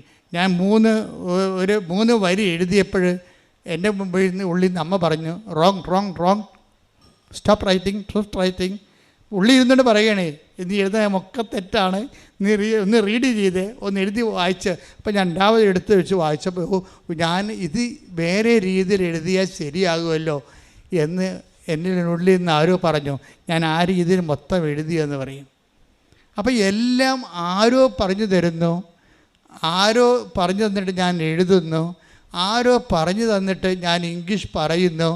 അങ്ങനെ ഒരു പേഴ്സൺ ആയിട്ടുള്ള ഒരു വ്യക്തി ഉടമ്പടിയിലേക്ക് കടന്നു വരികയും ഈ വ്യക്തിയാണ് നിങ്ങൾ ഉടമ്പടിയെ, അതായത് ഉടമ്പടി എടുക്കുന്ന ആൾ എപ്പോഴും ഓർക്കേണ്ട ഇതാണ്, ഉടമ്പടി നിങ്ങളുടെ പെർഫെക്റ്റ് ആണെങ്കിൽ നിങ്ങൾക്ക് പകരമായിട്ട് നിങ്ങളുടെ ഡ്യൂപ്പ് വരും. അതാണ് വിഷയം. ഈ സിനിമയിലൊക്കെ ഡ്യൂപ്പ് വരത്തില്ലേ? അതായത് ഏറ്റവും പ്രയാസമുള്ള കാര്യങ്ങൾ ചെയ്യുന്നത് ആ സ്റ്റാറിൻ്റെ ഫിലിം സ്റ്റാറിൻ്റെ ഡ്രസ്സ് ഇട്ടിട്ട് ആ ഹെയർ സ്റ്റൈൽ കറക്റ്റാക്കിയിട്ട് ആ ഡ്യൂപ്പാണ് അതെല്ലാം ചെയ്യണം. അയാളുടെ എക്സ്പെർട്ടാണ് അതിൻ്റെ അകത്ത്. എന്നിട്ട് ഇടയ്ക്ക് ഇങ്ങനെ ക്യാമറ ഇയാളുടെ ഫേസ് ഇങ്ങനെ സ്റ്റാറിൻ്റെ ഫേസ് ഇങ്ങനെ കാണിക്കുന്നേ ഉള്ളൂ. പക്ഷേ അഭ്യാസവും അടിതള പറക്കലും ചവിട്ടലും ഒക്കെ വരെ നടത്തണ എല്ലാം ഡ്യൂപ്പായിരിക്കും, എക്സ്പെർട്ടായിരിക്കും. ഇതുപോലെ ഉടമ്പടിയിൽ ഒരു ഡ്യൂപ്പുണ്ട് എപ്പോഴും. അതെപ്പോഴും നമ്മൾ ശ്രദ്ധിക്കണം. അതാണ് ഇവർ മാത്രമല്ല, സാക്ഷ്യം പെർഫെക്റ്റ് ഉടമ്പടിയിൽ എല്ലാവരും തന്നെ പ്രസൻസ് പറയുന്നുണ്ട്. എല്ലാവരും തന്നെ പറയും. ഒരാളുണ്ടായിരുന്നു ഇപ്പം തന്നെ, നേരത്തെ ഒരു സ്വാതികൃഷ്ണ എന്ന് പറഞ്ഞ സാക്ഷ്യം ഇന്നലെ സ്വാതികൃഷ്ണയുടെ സാക്ഷ്യം ഉണ്ടായി. സ്വാതികൃഷ്ണ ഇതുപോലെ തന്നെ ഒരു സ്റ്റുഡൻ്റാണ്. സ്വാതികൃഷ്ണയ്ക്ക് ഒത്തിരി സാമ്പത്തിക പ്രോബ്ലമാണ്. കാര്യം വെച്ചാൽ അവൾക്ക് വിദേശത്ത് പോയി പഠിക്കണം, പക്ഷേ സ്ഥലമില്ല. പിന്നെ ഉള്ള സ്ഥലം 3 സെൻറ്റാണ്. അത് വീടും സ്ഥലവും കൂടി കൊടുത്താൽ 3 ലക്ഷം രൂപയെ സൊസൈറ്റി ബാങ്കിൽ നിന്ന് കിട്ടത്തുള്ളൂ. പക്ഷേ സ്വാതികൃഷ്ണയുടെ ഒരു അവസ്ഥ എന്ന് പറയണത് ഇതുപോലെ തന്നെയാണ്. അതായത് മാതാപിതാക്കന്മാർ സിക്കോ മറ്റേയാണ്, അവർക്കിത് പറ്റാത്ത ഒരു ജോലിയാണ്. പക്ഷേ ഇത് അല്ലാതെ വേറെ ഒരു കാര്യം അവർക്കില്ല. അപ്പം അങ്ങനെ സാമ്പത്തികമായ തകർച്ചയാണ്. അപ്പോൾ എന്നാ ചെയ്യുന്നത് വെച്ചാൽ സ്വാതികൃഷ്ണ പറയുന്നത്, ഞാനും എൻ്റെ അമ്മയും കൂടി ഉടമ്പടി എടുത്തിട്ട് ഞങ്ങൾ ഒരു 5 പൈസ മുമ്പിൽ കാണുന്നില്ലല്ലോ, 5 പൈസയുടെ ഒരു വരുമാന മാർഗവും കാണുന്നില്ല. അപ്പം ഞങ്ങളിങ്ങനെ വെളുപ്പിനെ പ്രാർത്ഥിച്ചുകൊണ്ടിരുന്ന സമയത്ത് എനിക്ക് തോന്നി ഒരു മുല്ലപ്പൂവിൻ്റെ സ്മെല്ല് വരുന്ന എൻ്റെ മുറിയിലോട്ട് വരുന്ന. അതാണ് പേഴ്സൺ പറഞ്ഞ കണ്ടില്ലേ. അപ്പോൾ അമ്മയോട് ചോദിച്ചു, അമ്മേ മുല്ലപ്പൂവിൻ്റെ സ്മെല്ല് വരുന്നുണ്ടല്ലോ എന്ന്. അവളുടെ മനസ്സിൽ തോന്നി, നീ വെളുപ്പിനെ അടഞ്ഞു കിടക്കുന്ന വാതിലല്ലേ, വാതിൽ തുറക്കാൻ പറഞ്ഞ്. ഉടനെ സ്വാതി വന്ന് പ്രാർത്ഥനയിൽ വാതിൽ തുറക്കുമ്പോൾ ഈ സ്മെല്ല് വല്ലാണ്ട് അങ്ങോട്ട് മുറിയിലോട്ട് കയറി വരും. അപ്പം അമ്മ കയറി വരണതാണ് അതായത് ഇത് ഇങ്ങനെ അതായത് ഈ പ്രസൻസ് നിങ്ങൾ ഉടമ്പടി ശരിക്കും ഉടമ്പടിയിലാണെങ്കിൽ നിങ്ങൾക്ക് പ്രസൻസ് ഫീൽ ചെയ്യേണ്ടതാണ്. കാര്യം ഉടമ്പടിയുടെ പാക്കേജിലുള്ളതാണ്. എന്താണ് പറഞ്ഞിരിക്കുന്നത്? ഞാൻ എൻ്റെ കൂടാരം നിങ്ങളുടെ ഇടയിൽ സ്ഥാപിക്കും. വാഗ്ദാന പേടകത്തിൻ്റെയൊക്കെ കോൺസെപ്റ്റ് അതാണ്. വാഗ്ദാന പേടകത്തിൻ്റെ കോൺസെപ്റ്റ് തന്നെ നിങ്ങൾ അവൻ പറയണ പോലെ ചെയ്ത് കഴിയുമ്പോൾ, ദൈവത്തിൻ്റെ വചനം നിങ്ങൾ പാലിച്ച് കഴിയുമ്പോൾ നിങ്ങൾ തന്നെ വാഗ്ദാന പേടകമായിട്ട് കൺവേർട്ട് ചെയ്യും. ആർക്ക് ഓഫ് ദി കവനൻ്റ്, ദൈവം നിങ്ങളിൽ വസിക്കും. ഈ ദൈവം നിങ്ങളിൽ വസിക്കുന്ന അനുസരിച്ചാണ് ഇതുപോലെ നമ്മൾക്ക് വ്യക്തികളെ കാണാൻ കഴിയണതും നമ്മൾ തന്നെ ചെല്ലുന്ന ഇടങ്ങളിൽ നമുക്ക് ഉടനെ സഹായങ്ങൾ ലഭിക്കണതും. ഇങ്ങനെ ഓരോരോ വിഷയങ്ങളും മറ്റ് പ്രാർത്ഥനാ രൂപങ്ങൾക്ക് ഇല്ലാത്ത ഏറ്റവും പ്രധാനപ്പെട്ട ഫീച്ചർ ഈ പ്രസൻസാണ്. പക്ഷെ പ്രസൻസിന് എപ്പോഴും വേണ്ടത്, ഇപ്പോൾ സ്വാതിയുടെ കുറച്ച് ഉടമ്പടി മുന്നോട്ട് പോകുമ്പോൾ സ്വാതിയുടെ അമ്മ പറയും, നിനക്ക് വിസ ഇപ്പോഴും വരണില്ലല്ലോ. വിസ വരുന്നതിന് മുമ്പ് ഒരു സംഭവം ഉണ്ടായിരുന്നു. വിസ വരുന്നതിന് മുമ്പ് സ്വാതി അത് വരാത്ത കാലത്ത് ഇവിടെ വന്ന് ഉടമ്പടി ചെയ്തിട്ടിരുന്ന് പ്രാർത്ഥിക്കുമ്പോൾ സ്വാതിയുടെ പ്രശ്നം പണമാണ്. പണം കിട്ടാനുള്ള മാർഗവും ഇല്ല, അതിനെ ചിന്തിക്കാൻ പോലുള്ള സ്വാതന്ത്ര്യമില്ല. പണത്തെക്കുറിച്ച് നമുക്ക് ഇന്നയാൾ തരും, ഇന്ന സ്ഥലത്ത് നിന്ന് ചോദിക്കാമെന്നൊക്കെ നമുക്കൊരു ഐഡിയ ഇല്ലേ. പണത്തെക്കുറിച്ച് സ്വാതിയെ സംബന്ധിച്ചിടത്തോളം കിട്ടാനുള്ള ഒരു ആശയം പോലും ഇല്ല. അതാണ് സീറോ മൈനസ് എന്ന് പറയണത്. പിന്നെ ആകെപ്പാടെയുള്ള അവലംബം എന്ന് പറയണത് അമ്മയാണ്. ഉടമ്പടി വഴി അമ്മയുമായിട്ടുള്ള റിലേഷനാണ്. ആ റിലേഷൻ അവൾ മര്യാദയ്ക്ക് കീപ്പ് ചെയ്യുന്നുണ്ട്. അപ്പം അതിങ്ങനെ കീപ്പ് ചെയ്തിട്ട് അവൾ ഒരു നിവൃത്തി ഇല്ലാതിരിക്കുന്ന സമയത്ത് അവൾ ഇവിടെ വന്നിരുന്നിട്ട് അമ്മയുടെ മുഖത്ത് നോക്കിയിട്ട് ജപമാല ചൊല്ലിക്കൊണ്ടേയിരിക്കുമ്പോൾ അവൾക്ക് ഉടനെ വേണ്ടത് 2 ലക്ഷം രൂപയാണ്. ഉടനെ അവളുടെ മടിയിലോട്ട് നോക്കുമ്പോൾ 2 രൂപയുടെ തുട്ട് കിടക്കും. ആരിട്ടെന്ന് ആർക്കും അറിയത്തില്ല. 2 രൂപയുടെ തുട്ട് മടി കിടക്കും. ഇതൊക്കെ കേൾക്കുമ്പോൾ തന്നെ രസമാണ്. എന്നുവെച്ചാൽ നമ്മൾ പറയുന്നൊരു ആംഗിളിലല്ല ഉടമ്പടി പോണത്. ഇത് ഡയറക്റ്റ് പേഴ്സൺ ടു പേഴ്സൺ ഇൻട്രാക്ഷനാണ്. അപ്പോൾ സ്വാതിക്ക് ഉടനെ മനസ്സിൽ തോന്നും, ഈ 2 രൂപ ആരാകണ്ട മടി കൊണ്ടൊന്ന് ഇട്ടത്. അപ്പോൾ അവൾ 2 രൂപ എടുത്തിട്ട് ടോസ് ഇടും എന്താണെന്ന് വെച്ചാൽ, എനിക്കൊരു ഗതിയും പരഗതിയും ഇല്ല, 5 പൈസ കിട്ടാനും തരവില്ല, ആരോട് ചോദിക്കുമെന്നുള്ളൊരു ഐഡിയയും ഇല്ല, ഞാനിങ്ങനെ ഒരു ബിഗ് സീറോ അല്ലേ, അമ്മേ സത്യം പറ, ഞാൻ പോകുക ഇല്ലയോ എന്നിട്ട് പറഞ്ഞിട്ട് ടോസ് ഇട്ട് കഴിഞ്ഞപ്പോൾ ഉടനെ മാതാവ് നീ പോകുമെന്ന് പറയും. അതാണ് ടോസ് വീഴും. അപ്പോൾ അതും പിടിച്ചോണ്ട് അവൾ നിന്ന് ഇറങ്ങിപ്പോയി കഴിയുമ്പോൾ ഉടനെ അവളുടെ ആൻറ്റി വിളിക്കും. ആൻറ്റി വിളിച്ചിട്ട് ഈ 2 ലക്ഷം രൂപ അവൾക്ക് ക്രമീകരിച്ച് കൊടുക്കും. അപ്പോൾ പിന്നെ ഈ പൈസ അവളുടെ കയ്യിൽ നിന്ന് കാണാതെ പോകും. അത് ഇത് ഭയങ്കര രസം. ആ സാക്ഷി ഇന്നാണ് ഇട്ടിരിക്കുന്നത്, നിങ്ങൾ നോക്കിയാൽ മതി. എങ്ങനെയാണ് വളരെ കോൺക്രീറ്റ് ടാൻജിബിളായിട്ട് നമ്മളോട് ദൈവം ഇങ്ങനെ മെറ്റീരിയലായിട്ട് ഇടപെടുന്നത്. ഉടമ്പടിയുടെ ഏറ്റവും വലിയ ഫീച്ചറിലൊന്നാണ് മെറ്റീരിയലായിട്ട് നമ്മളോട് ഇടപെടുന്നത്, മെറ്റീരിയൽ എവിഡൻസോടുകൂടി. അല്ല, ഒരു സ്പിരിച്വൽ എവിഡൻസിൻ്റെ എല്ലാം കഴിഞ്ഞിട്ട് ഒരു ഡയറക്റ്റ് കോണ്ടാക്റ്റ് മെറ്റീരിയൽ എവിഡൻസ് എന്ന രീതിയിലാണ് ഇപ്പോൾ ഉടമ്പടിയിലെ ലാസ്റ്റ് ഭാഗങ്ങളെല്ലാം സഞ്ചരിക്കുന്നത്. ദൈവം നമ്മളുടെ കൂടെ ചെയ്തുകൊണ്ടിരിക്കുന്ന വലിയ കാര്യങ്ങൾ ഓർത്തുകൊണ്ട് സ്തുതിക്കട്ടെ. ഹല്ലേലൂയ.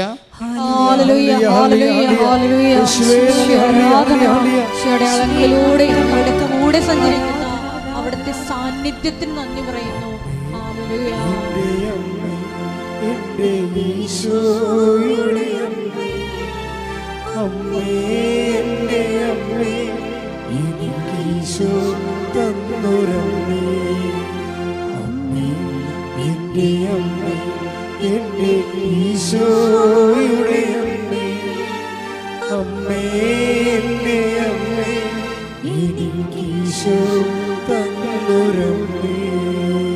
പരിശുദ്ധ പരമ ദിവ്യകാരുണ്യത്തിന് ആരാധനയും സ്തുതിയും പുകഴ്ചയും ഉണ്ടായിരിക്കട്ടെ. പരിശുദ്ധ പരമ ദിവ്യകാരുണ്യത്തിന് ആരാധനയും സ്തുതിയും പുകഴ്ചയും ഉണ്ടായിരിക്കട്ടെ. പിന്നെ സ്റ്റക്കിംഗ് ഓഫ് ദി കവനൻ്റ് ഉണ്ട്. ഇവിടെ ഉടമ്പടി എവിടെയെങ്കിലും പോയി ഇടിച്ച് നിൽക്കാം.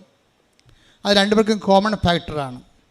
മിനിക്കും അതുപോലെ തന്നെ അലിഷയ്ക്കും ഇവർ ഈ ഉടമ്പടി ഇങ്ങനെ മുന്നോട്ട് പോകുന്ന സമയത്ത് എവിടെയെങ്കിലും പോയിട്ട് ഡെഡ് എൻഡായിട്ട് ഇങ്ങനെ ഇടിച്ച് നിൽക്കാം. പിന്നെ ഫർദർ നോ മോർ ബിയോണ്ടെന്നും പറഞ്ഞ ഒരു സിറ്റുവേഷൻസ് വരും ഉടമ്പടിയിൽ. എന്നിട്ട് ഇവർക്ക് രണ്ടുപേർക്കും കോമൺ ഫാക്ട് വർക്ക് ചെയ്യണത്, ഇപ്പം മിനിയുടെ കാര്യത്തിലും ഒരു ടൈം കഴിഞ്ഞാൽ പിന്നെ വർക്കിംഗ് കണ്ടീഷൻ അല്ല. ഭർത്താവ് സുഖപ്പെട്ടു, ആ മാരകമായ ശ്വാസകോശ രോഗിയായിരുന്ന ആൾ സുഖപ്പെട്ടു. പിന്നെ മക്കളുടെ കാര്യം വരുമ്പോൾ ഉടമ്പടി ഇടിച്ച് നിൽക്കാം. നോ മോർ ബിയോണ്ടെന്നും പറഞ്ഞ് ഇടിച്ച് നിൽക്കാം. ഉടക്കി നിൽക്കേ, ഉടമ്പടിയിൽ ഉടക്കെന്ന് പറയും. ഇപ്പോൾ മത്സ്യത്തൊഴിലാളികളൊക്കെ എപ്പം ഉപയോഗിക്കുന്ന വാക്കാണ് ഉടക്ക്. വല വിട്ട് കഴിഞ്ഞാൽ പാറ കുടുങ്ങി നിൽക്കും, പിന്നെ വലിച്ചാൽ വരത്തില്ല. വരികയാണെങ്കിൽ മോശമായിട്ട് വലിക്കുകയാണെങ്കിൽ വല കീറിയും പോകും, ഉള്ള മീനും കൂടി പോകും. അങ്ങനെ ഉടക്കെന്ന് പറയണത്. ഉടമ്പടിയിൽ ഉടക്കുണ്ട്.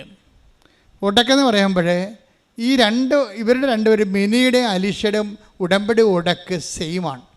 എന്താണെന്ന് വെച്ച് കഴിഞ്ഞാൽ ഇവർ സെക്കൻഡ് ഏജൻറ്റ് വന്നിട്ട് പറയും, ഇപ്പോൾ അലീഷയുടെ അമ്മയാണ് പറയണത്, എന്തുകൊണ്ടാണ് നിനക്ക് ഫർദർ ആയിട്ടുള്ള വീണ്ടും നിനക്ക് മുന്നോട്ട് പോകാൻ പറ്റാത്തതിന് കാരണം നീ ഉടമ്പടിയിലെ കാരുണ്യ പ്രവർത്തികൾ ചെയ്യാത്തത് കൊണ്ടാണ്. അതാണ് സംഭവം. എല്ലാവർക്കും ഉടമ്പടി ഉടക്ക് വരുന്നതിൻ്റെ മെയിൻ സംഭവം ഉടമ്പടി ഉടക്ക്. ഇപ്പോൾ മിനിയുടെ കാര്യത്തിലും അങ്ങനെയാണ്. മകൻ്റെ കാര്യത്തിന് ഒരു മൂവ്മെൻ്റ് ഉണ്ടാകത്തില്ല. അപ്പോൾ മൂവ്മെൻ്റ് ഉണ്ടാകാതെ വരുമ്പോൾ മിനി സ്വയമായിട്ട് തന്നെ എക്വിപ്ഡ് ആയത് കാരണം അവൾ തിരിച്ചറിയും പേഴ്സ പ്രവർത്തനം ചെയ്യാത്തത് കൊണ്ടാണെന്ന്. പിന്നെ പ്രേക്ഷിത പ്രവർത്തനങ്ങൾ ചെയ്യാൻ തുടങ്ങും. പ്രേക്ഷിത പ്രവർത്തനം, കാരുണ്യ പ്രവൃത്തി എന്ന് രോഗികളെ കാണുന്നത്. കാരുണ്യ പ്രവൃത്തിക്ക് പകരം പ്രേക്ഷിത പ്രവൃത്തി ആകത്തില്ല. പ്രേക്ഷിത പ്രവൃത്തി എന്ന് പറയുന്നത് യേശുവിനെ അറിയാത്തവരെ അറിയിക്കുന്നത്. അതിനാണ് ഈ പത്രം കൊടുക്കണമെന്ന് പറയണത്. പത്രം കൊടുക്കുമ്പോൾ എന്ന് പറയണത്, പത്രം കൊടുക്കുമ്പോൾ അവർ ചെയ്യണത്, ചിലരിങ്ങനെ പത്രം കൂളായിട്ട് കൊടുത്തിട്ട് പോരും. ചിലർ പത്രത്തെക്കുറിച്ച് പറയുമ്പോൾ കൃപാസനത്തെക്കുറിച്ച് പറയും, മാതാവിനെക്കുറിച്ച് പറയും. സ്വാതി പറയണത് ഈ ഉടമ്പടിയിൽ പുഷ് പുള്ളെന്ന് പറഞ്ഞ് വേറെ ഒരു പ്രക്രിയ കാണുന്നുണ്ട്. പുഷ് പുള്ളെന്ന് വെച്ച് കഴിഞ്ഞാൽ നമ്മളുടെ സൽപ്രവർത്തികളും അതുപോലെ തന്നെ മറ്റു തരത്തിലുള്ള ഉടമ്പടി പ്രവർത്തനങ്ങളെല്ലാം നമ്മൾ ഉടമ്പടിയെ പുറകിൽ തള്ളി മുമ്പോട്ട് കൊണ്ടുപോകണതാണ്. ഈ മുമ്പിൽ നിന്ന് വലിക്കണ ഒരു പരിപാടിയുണ്ട്. മുമ്പിൽ നിന്ന് വലിക്കണമെന്ന് വെച്ച് കഴിഞ്ഞാൽ ദൈവത്തിന് പ്രയോജനമുള്ള കാറ്റഗറിയിലേക്ക് നമ്മൾ ഉടമ്പടിയെ മൂവ്മെൻറ്റ് ചെയ്ത് കൊണ്ടുവരണം. ഇപ്പോൾ ഇവളെന്താ പറയണത്, സ്വാതി എന്താ പറയണത്? സ്വാതി പറയണത്, കർത്താവേ, സ്വാതിയുടെ പ്രാർത്ഥനകൾ അവസാന കാലമാകുമ്പോൾ ഉടമ്പടി ക്രാക്കിംഗ് കണ്ടീഷനിലേക്ക് പോകുമ്പോൾ സ്വാതി അപ്പം പ്രാർത്ഥിക്കണേ, കർത്താവേ, എല്ലാവരോടും ഞാൻ പറയുന്നുണ്ട്, മറ്റുള്ളവരുടെ അനുഭവങ്ങളാണ് പറയണത്. ഞങ്ങളുടെ നാട്ടിലെ ചേച്ചിക്ക് ഇന്നത് സംഭവിച്ചു, രോഗം ഇങ്ങനെ സുഖപ്പെട്ടു, ജോലി അങ്ങനെ കിട്ടിയെന്നൊക്കെയാണ് അയാൾ പറഞ്ഞുകൊണ്ടാണ് ഞാൻ നിന്നെ പരിചയപ്പെടുത്തുന്നത്. ഈശോ, ഞാൻ നിന്നെ മറ്റുള്ളവരുടെ അനുഭവങ്ങൾ പറഞ്ഞുകൊണ്ടാണ് പരിചയപ്പെടുത്തുന്നത്. എനിക്ക് നിന്നെ പരിചയപ്പെടുത്തണമെങ്കിൽ എനിക്ക് നീ സ്വന്തം അനുഭവങ്ങൾ തരണമെന്ന് പറയും. അവിടെ വിഷയം അതാണ്. ഇവർ പറഞ്ഞത് ഇവരുടെ നിയോഗം നിറവേറ്റാനാണ് പറയണത്. പക്ഷെ പറയണ ഭാഷ ഉപയോഗിച്ചിരിക്കുന്നതിൻ്റെ ഇൻറ്റൻഷൻ വ്യത്യാസമുണ്ട്. നിങ്ങൾ പറയും ഭർത്താവിൻ്റെ കുടിമാറണേ പറഞ്ഞാൽ ഈ ജന്മം മാറത്തില്ല. കാര്യം അത് നിങ്ങൾ സെറ്റ് ചെയ്തിരിക്കുന്ന പ്രെയർ സെറ്റ് ചെയ്തിരിക്കുന്ന രീതി, അതിൻ്റെ സെൻറ്റർ പോയിൻ്റ് നിങ്ങളാണ്, ദൈവമല്ല. നിങ്ങളുടെ കുടി മാറിയിട്ട് കർത്താവിന് എന്ത് കിട്ടാനാണ്? നിങ്ങളുടെ കുടി മാറിയാൽ അത്തരം കാശ് വീട്ടിൽ കിട്ടും. അത്തരം കാശ് കൊണ്ട് നിങ്ങൾക്ക് സാരി വാങ്ങിക്കാവുന്നല്ലാതെ ദൈവത്തിന് എന്താ പ്രയോജനം? അപ്പോൾ പ്രാർത്ഥന റീഡിസൈൻ ചെയ്യണം. പറഞ്ഞ മനസ്സിലായില്ലേ? ഇതിൻ്റെ ഒരു എൻജിനീയറിങ്, കവനൻ്റ് എൻജിനീയറിങ് എന്ന് പറയുന്നത് ബുദ്ധിപരമായിട്ട് ചെയ്യേണ്ട പ്രാർത്ഥനയാണിത്. എന്നുവെച്ചാൽ ഇപ്പോൾ സ്വാതി പറയണത് എന്താണെന്ന് വെച്ചാൽ, എനിക്ക് നിന്നെ കൺവേ ചെയ്യണം. പക്ഷേ ഇത്രയും നാൾ ഞാൻ ചെയ്തുകൊണ്ടിരുന്നത് മറ്റുള്ളവരുടെ അനുഭവങ്ങളാണ് ഞാൻ പറഞ്ഞുകൊണ്ടിരുന്നത്. പക്ഷേ ഇപ്പം ഞാൻ അങ്ങോട്ട് പറയണത് എനിക്ക് എൻ്റെ അനുഭവങ്ങൾ തരണം. അപ്പോൾ എനിക്ക് ഈസി ആയിരിക്കും. അതാണ് പുള്ളെന്ന് പറയണത്. പുഷ് മാത്രമല്ല, പുള്ളിയെ മുമ്പോട്ട്. കാര്യം ദൈവത്തിന് പ്രയോജനമുള്ള കണ്ടൻ്റ് ആവും. അപ്പോൾ സ്വാഭാവികമായിട്ട് ഇതിൻ്റെ സ്പീഡ് കൂടും, ഇതിൻ്റെ വേഗം കൂടും, ഉടമ്പടിയുടെ വേഗം കൂടും. Take the bird of God, Habakkuk 3:19. Habakkuk 3:19. കർത്താവായ ദൈവമാണ് എൻ്റെ ബലം, കലമാൻ്റെ പാദങ്ങൾക്കെന്ന പോലെ അവിടുന്ന് എൻ്റെ പാദങ്ങൾക്ക് വേഗത നൽകി, ഉന്നതങ്ങളിൽ അവിടുന്ന് എന്നെ നടത്തുന്നു. Praise Lord. അല്ലാതെ ഉന്നതങ്ങളിലേക്ക് അവിടെ നിന്നെ നടത്തുന്ന, മേൽഗതിയിലേക്ക് നമ്മളെ നയിക്കുകയാണ്. ഈ മേൽഗതിയിലേക്ക് നമ്മളെ നയിക്കണത് എങ്ങനെയാണ്? അവിടുന്ന് എൻ്റെ അവിടുന്ന് എൻ്റെ പാദങ്ങൾക്ക്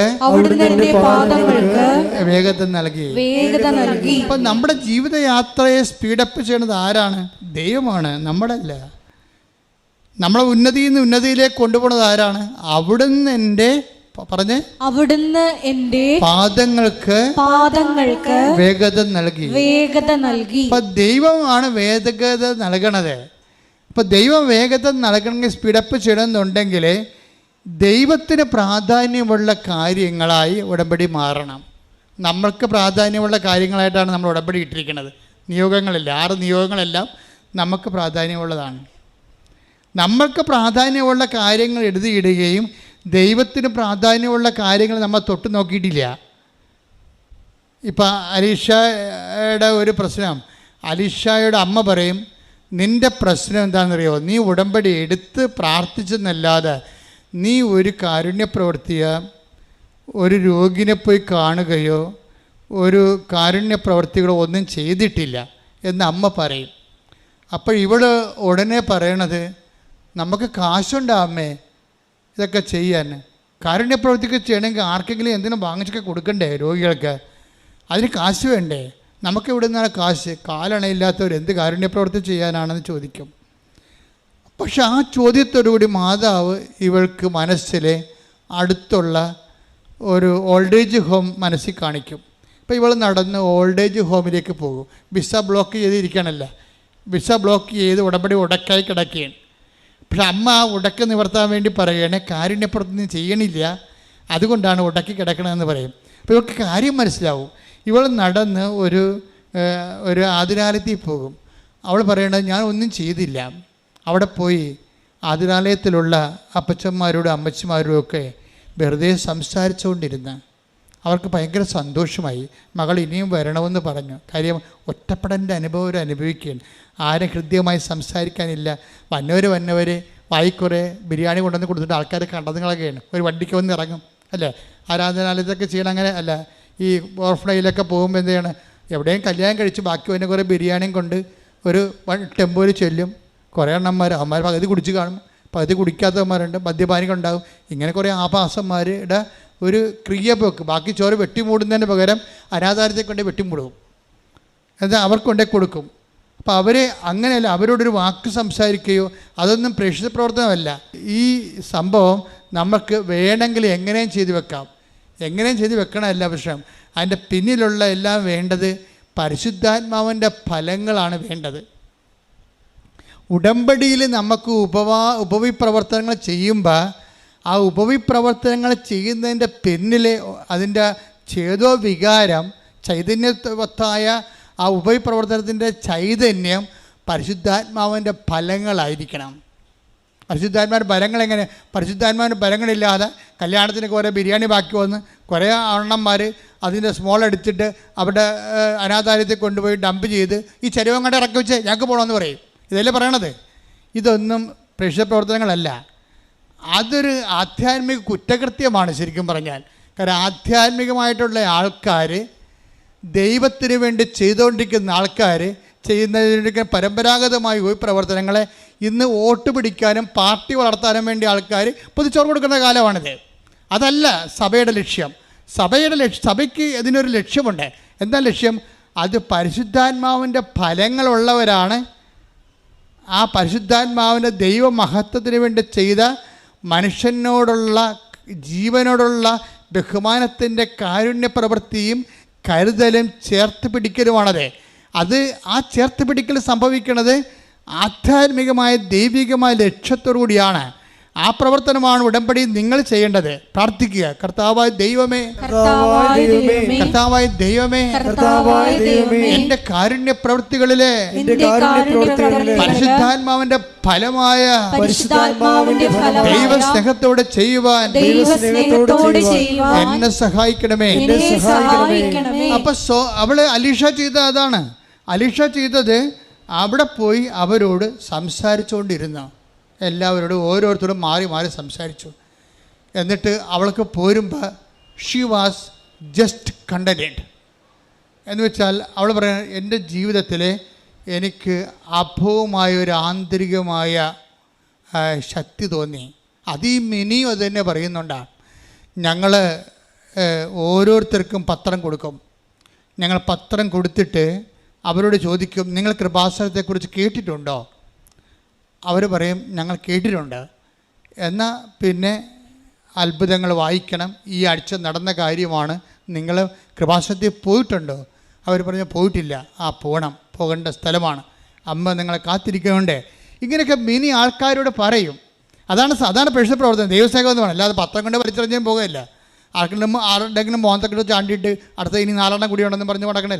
ഇങ്ങനെയുള്ള ആൾക്കാരെ ഉടമ്പടി എടുത്തിരിക്കണത് വെളുക്കാൻ ചെക്കണ പാണ്ടാകാൻ സാധ്യതയുണ്ട്.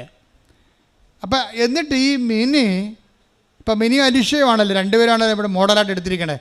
ഈ മിനി പറയണ ഒരു കാര്യമുണ്ട്. അതായത് ഞങ്ങളുടെ അനുഭവങ്ങൾ കർത്താവിനെ അറിയാത്തവരോട് പറയും, ഞങ്ങൾ എങ്ങനെയാണ് രക്ഷപ്പെട്ടതെന്ന് പറയും. എന്നിട്ട് കർത്താവിനെ കുറിച്ച് അവരോട് സംസാരിക്കും. തിരിച്ചു പോരുമ്പോൾ എന്തെന്നില്ലാത്ത ആന്തരിക ആഹ്ലാദമാണ് മനസ്സിൽ. അതാണ് കണ്ടൻ്റ് എന്ന് പറയുന്നത്. അത് അലീഷയ്ക്കും വരുന്നുണ്ട്. ഈ ഓൾഡ് ഏജ് ഹോമിൽ പോയി അപ്പച്ചന്മാരോടും അമ്മച്ചിമാരോടും രാവിലെ മുതൽ വൈകുന്നേരം വരെ ഇങ്ങനെ സംസാരിച്ചുകൊണ്ടിരിക്കുമ്പോൾ അവർ ചിരിക്കുന്നുണ്ട്, അവർ സംസാരിക്കുന്നുണ്ട്, അവരുടെ ഏറ്റവും വലിയ ദാരിദ്ര്യം സംസാരിക്കാനും കേൾക്കാനും പറയാനും ആരും ഇല്ലാത്തതാണെന്ന് മനസ്സിലാക്കുമ്പോൾ അരീക്ഷ പറയും, കാശെന്തിനാ കാരുണ്യ പ്രവർത്തിക്ക്. ആൾ പറയുന്നുണ്ട്, കാശെന്തിനാ കാരുണ്യ പ്രവർത്തിക്ക്, മര്യാദക്ക് സ്നേഹത്തോടെ സംസാരിക്കാൻ അറിഞ്ഞാൽ മതി. അപ്പോൾ കാരുണ്യ പ്രവൃത്തിയാണ് നിൻ്റെ പ്രശ്നം, നിൻ്റെ ഉടമ്പടി ഉടക്കെന്ന് മനസ്സിലാക്കിയപ്പോൾ പിറ്റേ ദിവസം മുതൽ മൂവ്മെൻ്റായി ഉടമ്പടി. നിങ്ങളുടെ ഉടമ്പടി ഉടക്കി കിടക്കുന്നുണ്ടെങ്കിൽ അതിൻ്റെ ഉത്തരവാദിത്വം നിങ്ങൾ മാത്രമാണ്. നിങ്ങൾ മാത്രമെന്ന് പറഞ്ഞു കഴിഞ്ഞാൽ ചിലപ്പോൾ നിങ്ങൾ കാരുണ്യ പ്രവർത്തനം ചെയ്യുന്നുണ്ടാകും, ചെയ്യുന്നില്ലെന്നൊന്നും ഞാൻ പറയത്തില്ല. നിങ്ങൾ പ്രേക്ഷിത പ്രവർത്തനം ചെയ്യുന്നുണ്ടാകും, ചെയ്യുന്നില്ലെന്ന് ഞാൻ പറയത്തില്ല. ചെയ്യേണ്ടതുപോലെ ചെയ്യണില്ലെന്നാണ് പ്രശ്നം. ചെയ്യേണ്ടതുപോലെ എന്താണ്? എന്ത് ചെയ്താലും കർത്താവിൻ്റെ സ്നേഹത്തോട് ചെയ്യണം. എന്ത് ചെയ്താലും take the bed of God. എന്ത് ചെയ്താലും 1 കൊരിന്തോസ് 16:14 1 കൊരിന്തോസ് 16:14 നിങ്ങളുടെ സകല കാര്യങ്ങളും സ്നേഹത്തോടെ നിർവഹിക്കുവിൻ. പ്രൈസ് ദി ലോർഡ് എന്ന് പറഞ്ഞ നിങ്ങളുടെ സകല കാര്യങ്ങളും സ്നേഹത്തോടെ നിർവഹിക്കുവിൻ. അപ്പോൾ ഈ വിഷയങ്ങളെല്ലാം നമ്മൾ എന്ത് ചെയ്യുന്നു എന്നുള്ളതല്ല പ്രശ്നം. പത്രം കൊടുത്തു, രോഗികളെ പോയി കണ്ടു, പൊതിച്ചോറ് കൊടുത്തു, വെളുപ്പിന് എഴുന്നേറ്റ് പാകം ചെയ്തു, അതല്ല പ്രശ്നം. പ്രശ്നം എന്താണ്? അതിൻ്റെ അകത്ത് ഇന്ധനത്തിനാണ് പ്രശ്നം. അത് നിങ്ങൾ സ്നേഹത്തോടെയാണ് ചെയ്യേണ്ടത്. സ്നേഹം എന്ന് പറഞ്ഞു കഴിഞ്ഞാൽ ദൈവത്തെ മഹത്വപ്പെടുത്തുന്ന സ്നേഹമാണ്. ബൈബിളിൽ നമുക്ക് സ്നേഹമുണ്ടാകാം, നമുക്ക് വിശ്വാസമുണ്ടാകാം. പക്ഷേ മനുഷ്യ സ്നേഹമുണ്ട്, മനുഷ്യവിശ്വാസമുണ്ട്. അതിൽ ഉടമ്പടി വർക്കൗട്ട് ചെയ്യത്തില്ല. ദൈവസ്നേഹമുണ്ട്, ദൈവവിശ്വാസമുണ്ട്. അതെന്താ വ്യത്യാസം എന്ന് വെച്ച് കഴിഞ്ഞാൽ ഇപ്പം റോമൻ 4:20 എടുത്ത് ദൈവത്തെ മഹത്വപ്പെടുത്തിക്കൊണ്ട് പറഞ്ഞ ദൈവത്തെ മഹത്വപ്പെടുത്തിക്കൊണ്ട് അവൻ വിശ്വാസത്താൽ ശക്തി പ്രാപിച്ചു. അപ്പോൾ ദൈവവിശ്വാസം എന്ന് പറയുന്നത് മനുഷ്യവിശ്വാസം കേവലമാണ്. മനുഷ്യവിശ്വാസത്തിൽ ചെയ്യാം. എന്തുമാത്രം മനുഷ്യൻ പറയണം, ദൈവത്തെ അറിയാത്തവരൊക്കെ ദൈവത്തെ വിശ്വസിക്കാത്തവർ പോലും കുറേ ഉപപ്രവർത്തനങ്ങളൊക്കെ ചെയ്യണില്ലേ? അത് മനുഷ്യവിശ്വാസമാണ്. ദൈവവിശ്വാസം എന്ന് പറയണത് റോമൻ 4:20 എന്താണ്? ആ വിശ്വാസം കൊണ്ട് ദൈവത്തെ മഹത്വമായിരിക്കണം. അല്ല നമുക്ക് വോട്ട് വാങ്ങിക്കുക എന്നുള്ളതല്ല, അധികാരത്തിൽ കയറുക എന്നുള്ളതല്ല. അതിൻ്റെ വിഷയം ദൈവത്തിൻ്റെ മഹത്വമായിരിക്കണം. അപ്പം നീ ഉടമ്പടിയിൽ ഒരു ഉപപ്രവർത്തനം ചെയ്യുമ്പോൾ അതിൻ്റെ ഉദ്ദേശം എന്താണ്? ദൈവത്തിൻ്റെ മഹത്വമായിരിക്കണം. അപ്പം മിനി അത് പറയുന്നുണ്ട്, ഞങ്ങളത് ചെയ്ത് കഴിയുമ്പോൾ ഞങ്ങൾക്ക് വല്ലാത്ത സന്തോഷമാണ്. പക്ഷെ ഞങ്ങളത് ചെയ്യുമ്പോൾ ഞങ്ങളുടെ കാര്യം നടക്കണമേ എന്നല്ല ഞങ്ങൾ ചിന്തിക്കണത്, മറിച്ച് ദൈവം മഹത്വപ്പെടണം, ദൈവത്തിൻ്റെ സ്നേഹത്തിൽ ഞങ്ങൾ ശക്തി പ്രാപിക്കണം. അപ്പോൾ നമ്മളെന്താ ചെയ്യണമെന്ന് വെച്ച് കഴിഞ്ഞാൽ ദൈവത്തെ മഹത്വപ്പെടുത്തിക്കൊണ്ട് 4:20 എന്താ പറയണത്? അതിട്ട് പറഞ്ഞ് ദൈവത്തെ മഹത്വപ്പെടുത്തിക്കൊണ്ട് വിശ്വാസത്തിലെ ശക്തി പ്രാപിക്കുവിൻ. അപ്പൊ വിശ്വാസത്തിൽ ശക്തി പ്രാപിക്കാൻ, ശക്തിയുള്ള വിശ്വാസം, പവർഫുൾ ഫെയ്ത്ത്. എവിടെയെങ്കിലും ഉടമ്പടി ഉണ്ടാക്കി കഴിഞ്ഞാൽ പിന്നെ നമ്മളവിടെ ഉപയോഗിക്കേണ്ട പവറ് ദൈവത്തിൻ്റെ മഹത്വപ്പെടുത്തുന്ന ശക്തിയുള്ള വിശ്വാസമാണ് ഉപയോഗിക്കേണ്ടത്. അപ്പോൾ ദൈവത്തെ മഹത്വപ്പെടുത്തിക്കൊണ്ടുള്ള ശക്തിയുള്ള വിശ്വാസം ഉപയോഗിക്കുന്നത് എപ്പോഴും നമ്മൾ ഓർക്കേണ്ട ഇതാണ് വെച്ചാൽ ദൈവസ്നേഹത്തിൽ അടിസ്ഥാനപ്പെടുത്തിയാണ് ഈ ഉപപ്രവർത്തനങ്ങളും കാരുണ്യ പ്രവൃത്തികളും നമ്മൾ ചെയ്യേണ്ടത്. എന്ത് ചെയ്യുന്നു എന്നുള്ളതല്ല, വാട്ട് സ്പിരിറ്റ് ലീഡ്സ് യു. നിങ്ങൾ 100 രോഗികളെ കണ്ടാന്ന് പറഞ്ഞൊരു കാര്യമില്ല. ചിലപ്പോൾ ഒരു രോഗിനെ കണ്ടിരിക്കണത് അത് ദൈവസ്നേഹത്തോടെയാണെങ്കിൽ അവിടെയാണ് ബലം പ്രാപിക്കണത്. അതായത് നിങ്ങൾക്ക് ബലം പ്രാപിക്കണമെങ്കിൽ അപ്പോൾ റോമൻ 4:20 അനുസരിച്ച് കൊണ്ട് ദൈവത്തെ മഹത്വപ്പെടുത്തിക്കൊണ്ട് പറഞ്ഞ് വിശ്വാസത്തിലെ ശക്തി പ്രാപിക്കുവേ. അപ്പോൾ വിശ്വാസത്തിൽ ശക്തി പ്രാപിക്കാൻ വേണ്ടി നമ്മൾ ഉപയോഗിക്കേണ്ടത് ദൈവത്തെ മഹത്വപ്പെടുത്തലാണ്. ദൈവത്തെ മഹത്വപ്പെടുത്തുന്നത് നമ്മൾ ദൈവത്തിനെ മഹത്വപ്പെടുത്തുന്ന ദൈവസ്നേഹത്തോടെ ഓരോ കാര്യങ്ങൾ ചെയ്യുമ്പോഴാണ് ദൈവത്തിൻ്റെ നാമത്തിലാകണത്. അതാണ് വിഷയം. നമ്മൾ ദൈവത്തിൻ്റെ നാമത്തിലാകും. ഇപ്പം നിങ്ങളുടെ ILT PR വരാൻ വേണ്ടി PR-ൻ്റെ നാമത്തിലാണ് നിങ്ങൾ ചെയ്യണത്, നിങ്ങളുടെ നാമത്തിലാണ് സംഭവം ചെയ്യണത്. പിടിയിട്ടില്ലേ? ഉടമ്പടി ചില ആൾക്കാർ ഇരന്ന് പണി മേടിക്കണത് അങ്ങനെയാണ്. ഇവർ ഭയങ്കരമായിട്ട് പണിയൊക്കെ ചെയ്യും. ഓർഫനേജിൽ പോവുകയോ അല്ലെങ്കിൽ രോഗികളെ പോയി കാണുക, ആശുപത്രിയിൽ പോവുകയോ പൈസ കൊടുക്കുകയോ ചെയ്യും. എന്തിനാണ്? കർത്താവ് ഇങ്ങനെയെങ്കിലും PR കിട്ടണേ എന്ന് പറയുമ്പോൾ ആർക്ക് PR കിട്ടണ കാര്യമാണ് പറയണത്? അവർക്കാണ്. അവരുടെ നാമത്തിലാണ് ചെയ്യണത്. അവരുടെ നാമത്തിൽ ചെയ്യുമ്പോൾ ബലം പ്രാപിക്കത്തില്ല. അവിടെ വയറ്റിപ്പഴപ്പിന് വേണ്ടിയാണ് ചെയ്യണമെന്ന് മനസ്സിലായില്ലേ? ദൈവം അതിൻ്റെ അകത്ത് കക്ഷിയല്ല. ഉടമ്പടിയിൽ ദൈവമാണ് കക്ഷി. അപ്പോൾ അതിനെന്ത് ചെയ്യണം? ദൈവത്തിൻ്റെ നാമത്തിൽ ചെയ്യണം. ആരെങ്കിലും എൻ്റെ നാമത്തിൽ ഒരു ഗ്ലാസ് പച്ചവെള്ളം കുടിക്കാൻ കൊടുത്താൽ, മത്തായി 10:42, ഈ ചെറിയവരിൽ ഒരുവന് പറഞ്ഞേ, ഈ ചെറിയൊരുവന് ഒരു ശിഷ്യൻ എന്ന നിലയിൽ ഒരു പാത്രം വെള്ളമെങ്കിലും കൊടുക്കുന്നവന് പ്രതിഫലം ലഭിക്കാതിരിക്കുകയില്ലെന്ന് സത്യമായി ഞാൻ നിങ്ങളോട് പറയുന്നു. ആരുടെ ശിഷ്യനാണ്? കർത്താവിൻ്റെ ശിഷ്യനാണ്, അല്ലേ? അപ്പോൾ ഒരു വ്യക്തിയെ കർത്താവിൻ്റെ ശിഷ്യനായി കണ്ടുകൊണ്ട് കർത്താവിൻ്റെ നാമത്തിലാണ് അവരെ സഹായിക്കുന്നത്. അപ്പോൾ അവിടുത്തെ ആരുടെ നാമത്തിലാണ്? നിങ്ങളുടെ PR-ൻ്റെയോ പെൻഷൻ്റെ നാമത്തിൽ, നിങ്ങളുടെ നാമത്തിലല്ല. ആരുടെ നാമത്തിലാണ്? കർത്താവിൻ്റെ നാമത്തിലാണ്. ഒരു പത്രം കൊടുക്കുമ്പോഴും ഒരു പൊതിച്ചോറ് കൊടുക്കുമ്പോഴും കർത്താവെ നിൻ്റെ നാമത്തിൽ. സ്വാതികൃഷ്ണ അവസാനം പറയുന്നൊരു വാക്കുണ്ട്. പറയണത്, കർത്താവെ ഞാൻ രക്ഷപ്പെടുകയോ രക്ഷപ്പെടാതിരിക്കുകയോ, ഞാൻ വിദേശത്ത് പോവുകയോ ജോലി കിട്ടുകയോ, അതൊന്നുമല്ല എൻ്റെ പ്രശ്നം. എൻ്റെ പ്രശ്നം നീയാണ്. എവിടെ ഞാൻ പോയാലും പോയില്ലെങ്കിലും, പരീക്ഷ തോറ്റാലും ജയിച്ചാലും എന്തു ചെയ്യണം? നിന്നുമായിട്ടുള്ള ബന്ധം പോകരുതെന്ന്. അതാണ് സംഭവം. അത് സ്വാതികൃഷ്ണ ഭയങ്കര ലീഡ് ചെയ്യുന്നുണ്ട് ആ സാക്ഷ്യത്തിൽ. നിങ്ങൾക്കറിയാമല്ലോ, ഒരേ ഒരു കാത്തലിക്കും അല്ല ക്രിസ്ത്യനും അല്ല, പക്ഷെ വായിന്ന് വരുന്ന വർത്തമാനങ്ങളെന്ന് വല്ലാത്ത വർത്തമാനം. അവസാനം അവൾ പറയണത് എന്താണെന്ന് വെച്ചാൽ, കർത്താവെ ഞാൻ പരീക്ഷയ്ക്ക് തോറ്റാലും ജയിച്ചാലും എനിക്കത് പ്രശ്നമല്ല. എൻ്റെ പ്രശ്നം എന്താണ്? നീയുമായിട്ടുള്ള ബന്ധം പോകാതിരിക്കണം. അപ്പോൾ ആരുടെ നാമത്തിലായി അവൾ ചെയ്യുന്നതെല്ലാം? കർത്താവിൻ്റെ നാമത്തിൽ.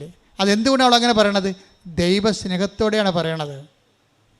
ഏത് ജാതിയായാലും എന്നും പറഞ്ഞൊരു കഥയുമില്ല. നിങ്ങൾ ദൈവസ്നേഹമുണ്ടോ, ഉടമ്പടി എപ്പോൾ ക്രാക്കാകുമെന്ന് ചോദിക്കാൻ മതി. ചെയ്യുന്ന കാര്യങ്ങൾ ദൈവസ്നേഹത്തോട് ചെയ്യണം. അതിനകത്ത് ജാതിയുമില്ല, മതവുമില്ല, എല്ലാം ദൈവത്തിൻ്റെ മക്കളാണ്. എപ്പോഴാണ് നീ ദൈവത്തിനോട് സ്നേഹം തോന്നുകയും ക്രിസ്തുവിൻ്റെ നാമത്തിൽ നീ ജീവിക്കുകയും ചെയ്യണത്, അപ്പോൾ ദൈവത്തിൻ്റെ മക്കൾ മാത്രമല്ല, മക്കളിന് പകരം എന്താണ് ഈശോ പറഞ്ഞത്? നീ അവിടുത്തെ ശിഷ്യയാകുന്നു, നീ അവൻ്റെ ശിഷ്യനാകുന്നു. കൈയടിക്കട്ടെ, ശ്രദ്ധിക്കട്ടെ. ഹല്ലേലൂയ.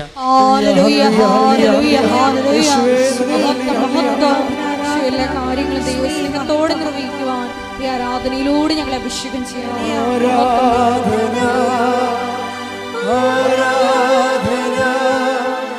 യേശുവേ ആരാധന, ആരാധന, ആരാധന, യേശുവേ ആരാധന. ഇതിന് നോഹൗ എന്ന് പറയുന്ന ജ്ഞാനസൂത്രം, അത് ഇപ്പം മനസ്സിലായില്ലേ? ലളിതമാണ്, സിമ്പിളല്ലേ? അത് സിമ്പിളാണത്. ചെയ്യണ കാര്യങ്ങൾ ദൈവസ്നേഹത്തോടെ ചെയ്യണം. ഈ ദൈവസ്നേഹത്തോടെ നിങ്ങൾ ചെയ്യുമ്പോൾ എന്താണ് നമുക്ക് മനസ്സിലാകണത്? നിങ്ങൾ പരിശുദ്ധാത്മാവിൻ്റെ ഫലത്തിലാണ് നിൽക്കുന്നത്. അതാണ് ബലം, ഫലമാണ് ബലം. നിങ്ങൾക്ക് പരിശുദ്ധാത്മാവിൻ്റെ ഫലം വേണമെന്ന് പറഞ്ഞിട്ട് കാറിക്കൂവിട്ട് കാര്യമില്ല. ആ ഉടമ്പടി നിങ്ങൾ വൃത്തിയും വിനയമായിട്ട് ദൈവത്തിന് മുൻനിർത്തിക്കൊണ്ട് ചെയ്യുമ്പോൾ ഓട്ടോമാറ്റിക്കായിട്ട് you will be empowered with the grace. Capital grace ഉണ്ട്, 7 ഗ്രേസസ്. ദൈവത്തിൻ്റെ 7 ഗ്രേസ്, പരിശുദ്ധാത്മാവിൻ്റെ 7 ഗ്രേസസ് ഉണ്ട്. അതാണ് പരിശുദ്ധാത്മാവിൻ്റെ ഫലം, അതാണ് ബലം. ഗലാത്യർ 5:22. എന്നാൽ ആത്മാവിന്റെ ഫലങ്ങൾ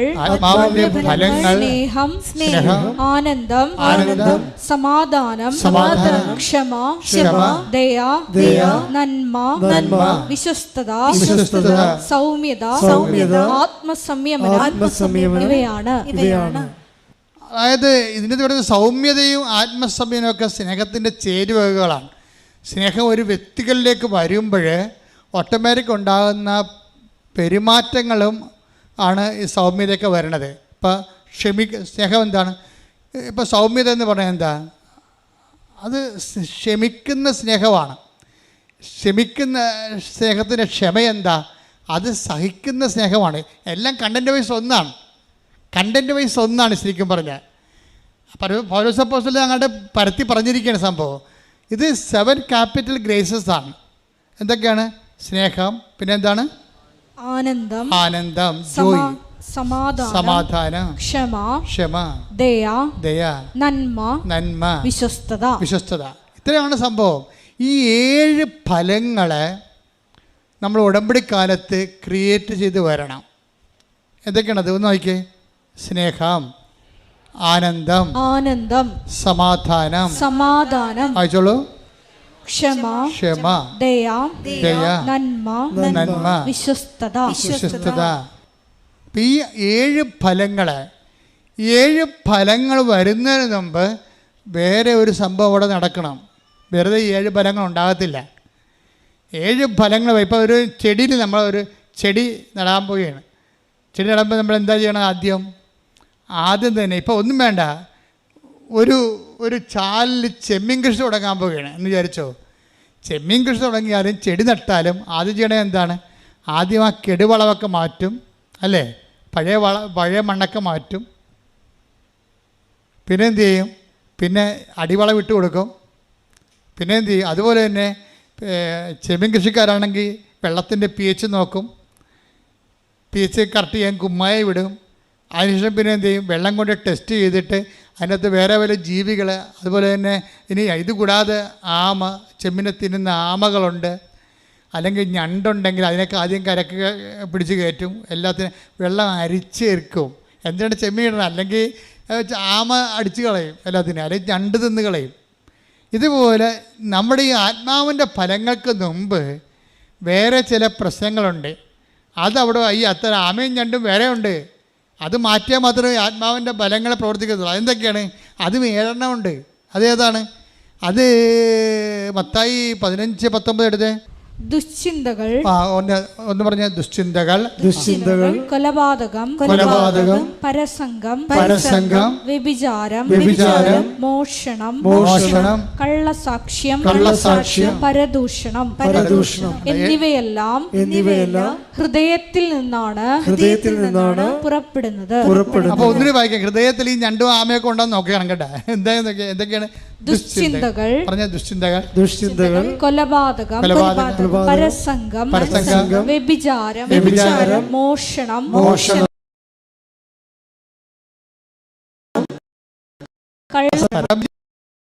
മിണ്ടാതിരിക്കാന്നല്ല കേട്ടാ.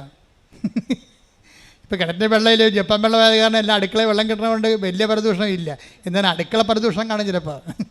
അത് ശ്രദ്ധിക്കണം ഉടമ്പിലിരിക്കുന്ന ആൾക്കാരെ.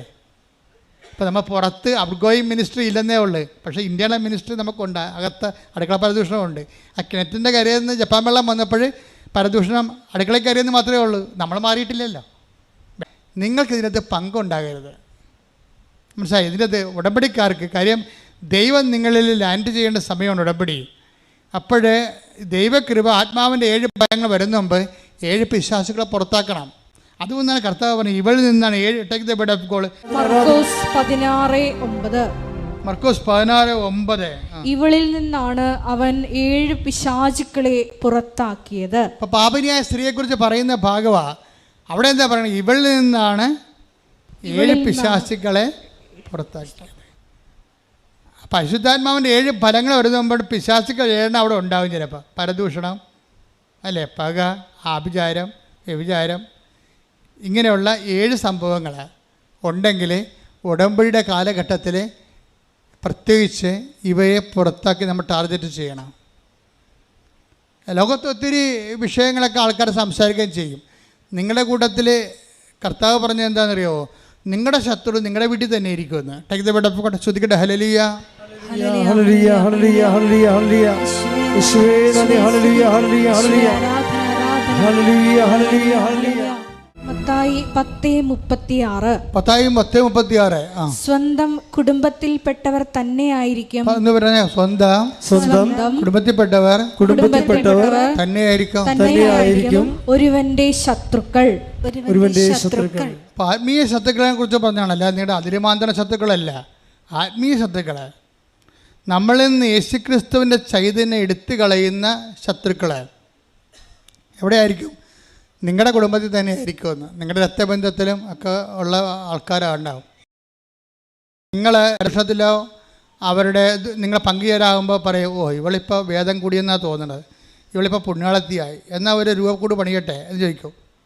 അതാ സംഭവം. നമ്മളോട് മുഖത്ത് നോക്കി, ഓ ഇനിയിപ്പോൾ രൂപക്കൂട് പണിയേണ്ടി വരും. അപ്പോൾ നീയല്ലേ പ്രാർത്ഥനക്കാരൻ, നീ പറ, എന്നാ കേൾക്കാവില്ല നമുക്ക്. എന്തെങ്കിലും കൊണ്ട് കുടുക്കിലാക്കിയും പറയും, നീയല്ലേ ഇവിടുത്തെ പ്രാർത്ഥനക്കാരത്തി, നീ പറയുമെന്ന് പറയും. അപ്പോൾ അങ്ങനെയുള്ള പെരിച്ചാഴികളെ നിങ്ങൾ തിരിച്ചറിയണം. അതാണ് ഈശോ പറഞ്ഞത്, നിങ്ങൾ ആധ്യാത്മികമായിട്ട് തകർക്കണതോ അല്ലെങ്കിൽ നിങ്ങളെ ഒതുക്കണതോ ആയിട്ടുള്ള ശത്രുക്കളെ നിങ്ങളുടെ കുടുംബത്തിൽ തന്നെയായിരിക്കും, നമ്മുടെ ഓൺ ഫാമിലി തന്നെയായിരിക്കാം.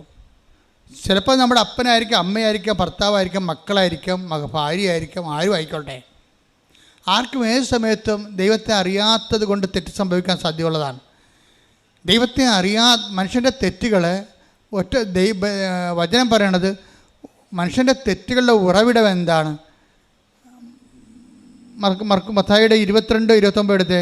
യേശു മറുപടി പറഞ്ഞു, യേശു മറുപടി പറഞ്ഞു, വിശുദ്ധ ലിഖിതങ്ങളോ ദൈവത്തിന്റെ ശക്തിയോ മനസ്സിലാക്കാത്തതിനാൽ നിങ്ങൾക്ക് തെറ്റുപറ്റിയിരിക്കുന്നു.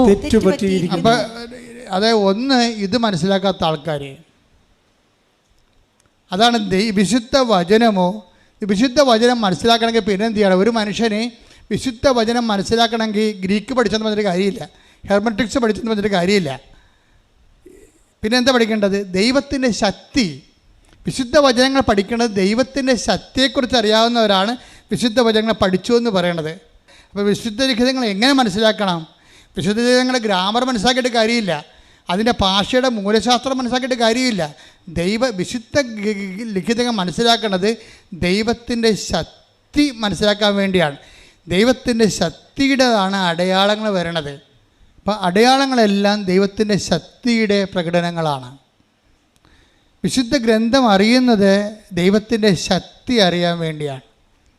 ബൈബിളിൽ എല്ലായിടത്തും ശക്തി എന്നാ പറയണത്.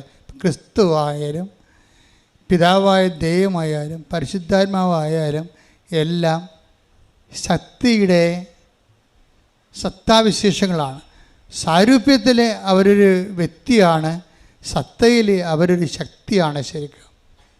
അതുകൊണ്ടാണ് ദൈവത്തിൻ്റെ ജ്ഞാനവും ദൈവത്തിൻ്റെ ശക്തിയുമായ യേശു ക്രിസ്തു എന്ന് Colossians 1:24 പറയും. അതേസമയം തന്നെ അതിൻ്റെ ശക്തി നിന്നെ പ്രവർത്തിക്കുമെന്ന് മറിയത്തോടും മാലാഖ പറയണത് പരിശുദ്ധനെക്കുറിച്ചാണ്. ലൂക്കാ 1:35. അതുപോലെ തന്നെ മനുഷ്യപുത്രനെ ശക്തിയുടെ വലതുവശത്ത് ഉപവിഷ്ടനാകും എന്ന് ശിഷ്യന്മാരോട് ഈശോ പറയണത് പിതാവായ ദൈവത്തെക്കുറിച്ചാണ്. അതുപോലെ തന്നെ അത് മത്തായി 26-ാം അധ്യായത്തിലെ. അപ്പം ദൈവത്തിൻ്റെ ശക്തി, ഇപ്പം നിങ്ങൾ ഓരോരോ സമയത്ത് നിങ്ങൾക്ക് ലഭിക്കുന്ന ഈ ശക്തിയെയാണ് ദൈവമഹത്വത്തിന് വേണ്ടി പ്രവർത്തിച്ചുകൊണ്ട് നമ്മൾ ഡൗൺലോഡ് ചെയ്തിട്ട് നമ്മുടെ ഉടമ്പടി ഉടക്കുകൾക്ക് നേരെ ഇതിനെ റിലീസ് ചെയ്യിക്കുന്നത്. അപ്പം അതെപ്പോഴും നമ്മൾ ഉടമ്പടിയിൽ വചനം വായിക്കുമ്പോഴും വചനം ചെയ്യുമ്പോഴും അവൻ പറയണ പോലെ ചെയ്യുമ്പോഴും ചെയ്തുകൊണ്ട് സുവിശേഷം പ്രഘോഷിക്കുമ്പോഴും ചെയ്തുകൊണ്ട് വിശ്വാസം കൈമാറുമ്പോഴും ചെയ്തുകൊണ്ട് ഉപവി പ്രവർത്തനം നടത്തുമ്പോഴും ഒക്കെ ഫലത്തിൽ നമ്മൾ ബലം പ്രാപിക്കുകയാണ് ചെയ്യണത്. അപ്പോൾ എവിടെയെങ്കിലും ഉടക്കി നിൽക്കുകയാണ് ഉടമ്പടിയെങ്കിൽ അതിൻ്റെ അർത്ഥം ബലം പ്രാപിക്കൂ, നീ ബലം പ്രാപിക്കൂ എന്നതിൻ്റെ അർത്ഥം.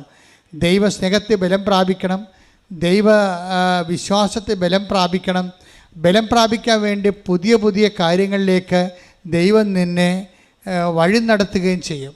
അല്ല, ചില ആൾക്കാർക്ക് സംഭവിക്കണം ഉടമ്പടി അത് ബേസ്മെൻറ്റിൽ തന്നെ ഇപ്പം 10,000-ഓളത്തിലധികം മനുഷ്യർ ഇത് എക്സിക്യൂട്ട് ചെയ്ത് ഇറ്റ് ഈസ് എ പ്രൂവൺ ഫാക്റ്റാണ്, ഓൾറെഡി തെളിയിക്കപ്പെട്ട ഒരു സത്യമാണ്. അപ്പോൾ പിന്നെ നിങ്ങളുടെ ജീവിതത്തിൽ ആ ഉടമ്പടി വർക്കിംഗ് കണ്ടീഷൻ വേണ്ടതുപോലെ ആകുന്നില്ലെങ്കിൽ അതിൻ്റെ അർത്ഥം ഉടമ്പടി നിങ്ങൾ വേണ്ട വിധത്തിൽ എക്സിക്യൂട്ട് ചെയ്യുന്നില്ല എന്നുള്ളതാണ്. ഉടമ്പടി വേണ്ട വിധത്തിൽ എങ്ങനെ എക്സിക്യൂട്ട് ചെയ്യണമെന്നാണ് അച്ഛൻ ഇപ്പോൾ നിങ്ങളെ പറഞ്ഞു തന്നുകൊണ്ടിരിക്കുന്നത്. ശ്രുതികട്ടെ ഹല്ലേലൂയ, ഹല്ലേലൂയ, ഹല്ലേലൂയ, ഹല്ലേലൂയ, ഹല്ലേലൂയ. യേശുവേ നന്ദി. ഹല്ലേലൂയ, ഹല്ലേലൂയ, ഹല്ലേലൂയ, ഹല്ലേലൂയ, ഹല്ലേലൂയ, ഹല്ലേലൂയ. പ്രഭാഷകൻ 36:6. പ്രഭാഷകൻ 36:6. അടയാളങ്ങളും അത്ഭുതങ്ങളും വീണ്ടും പ്രവർത്തിച്ച് പറഞ്ഞ അടയാളങ്ങളും അത്ഭുതങ്ങളും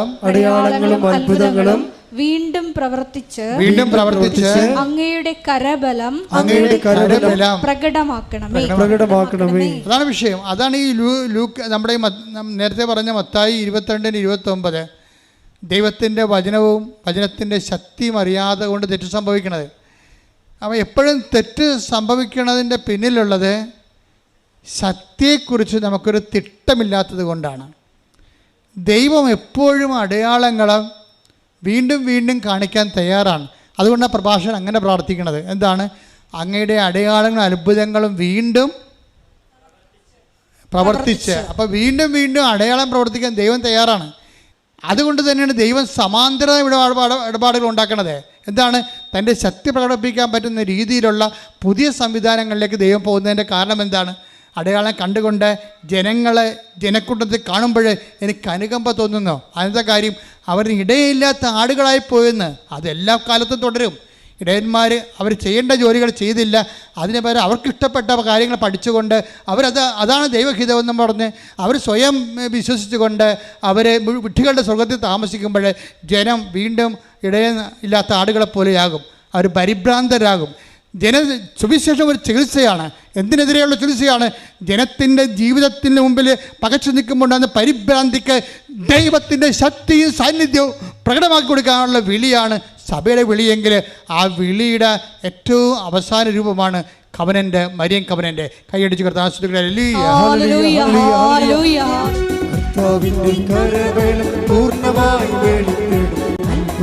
സംഭവിക്കട്ടെ.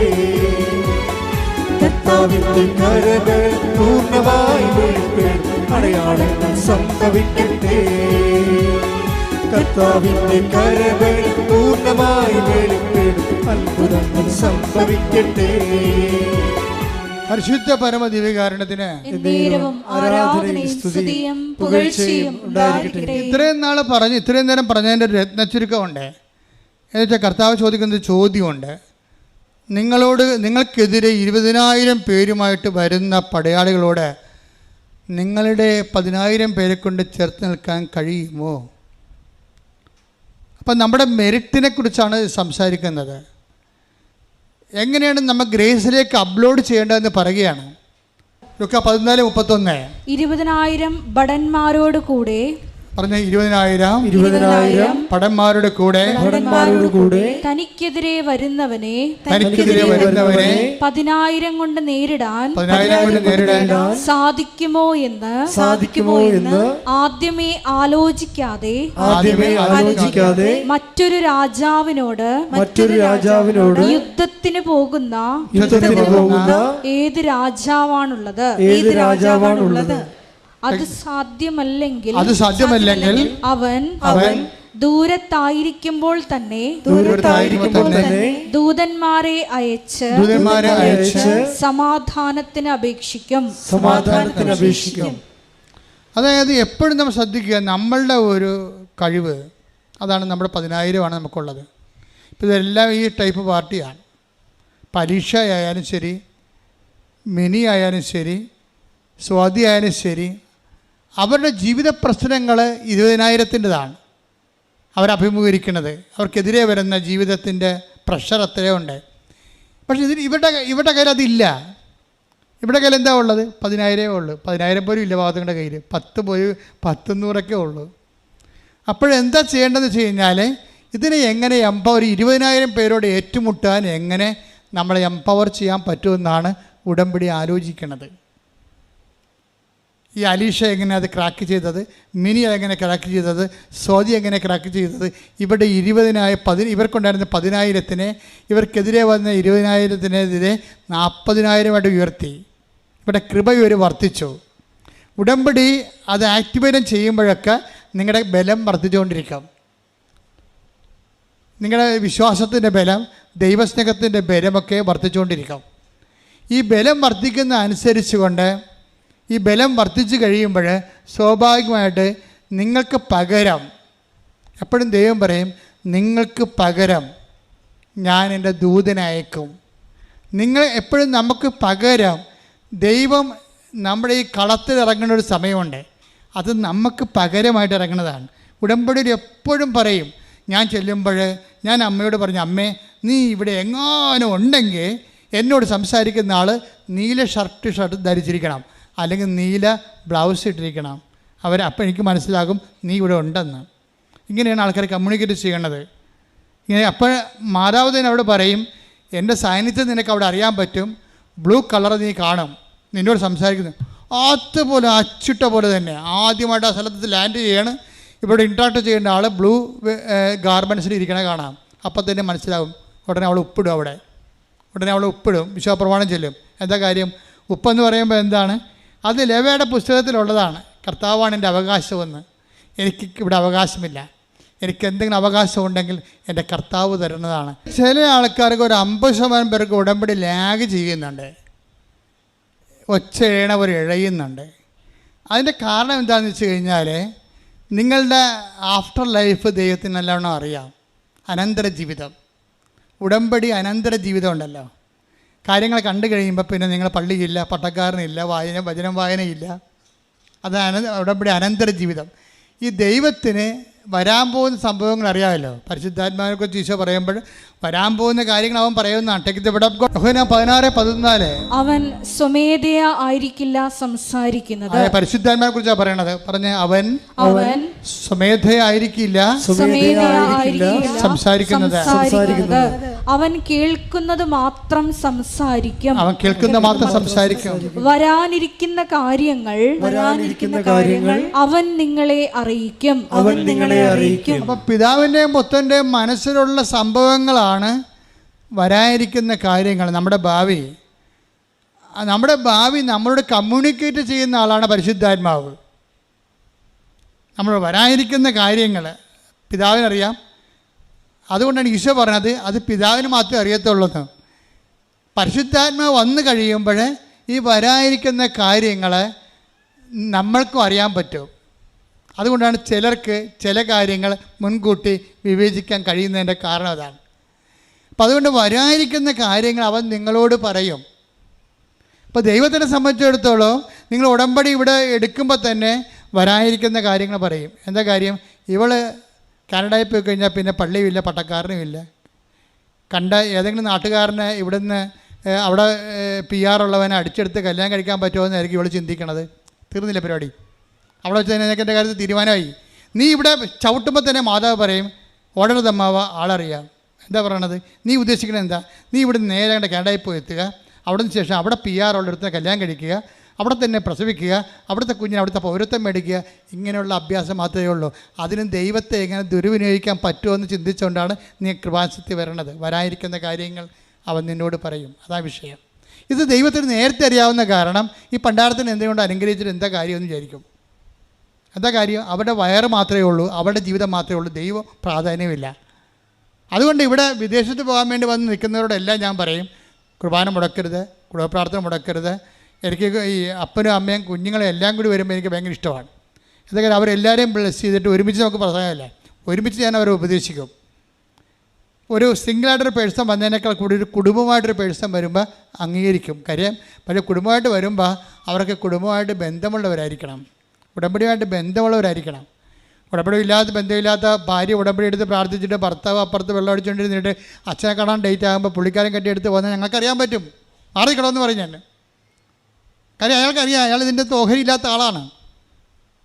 അപ്പോൾ എനിക്കറിയാം ചുമ്മാ തലേ തുണിയിട്ട് വന്ന് അടിച്ചു മാറ്റാൻ നോക്കുകയാണ്. അതല്ല, നമുക്ക് ആൾക്കാരെ കാണുമ്പോൾ അറിയാം കറക്റ്റും കർത്താവിൻ്റെ ലെവലിലാണ് അത് പോണത്.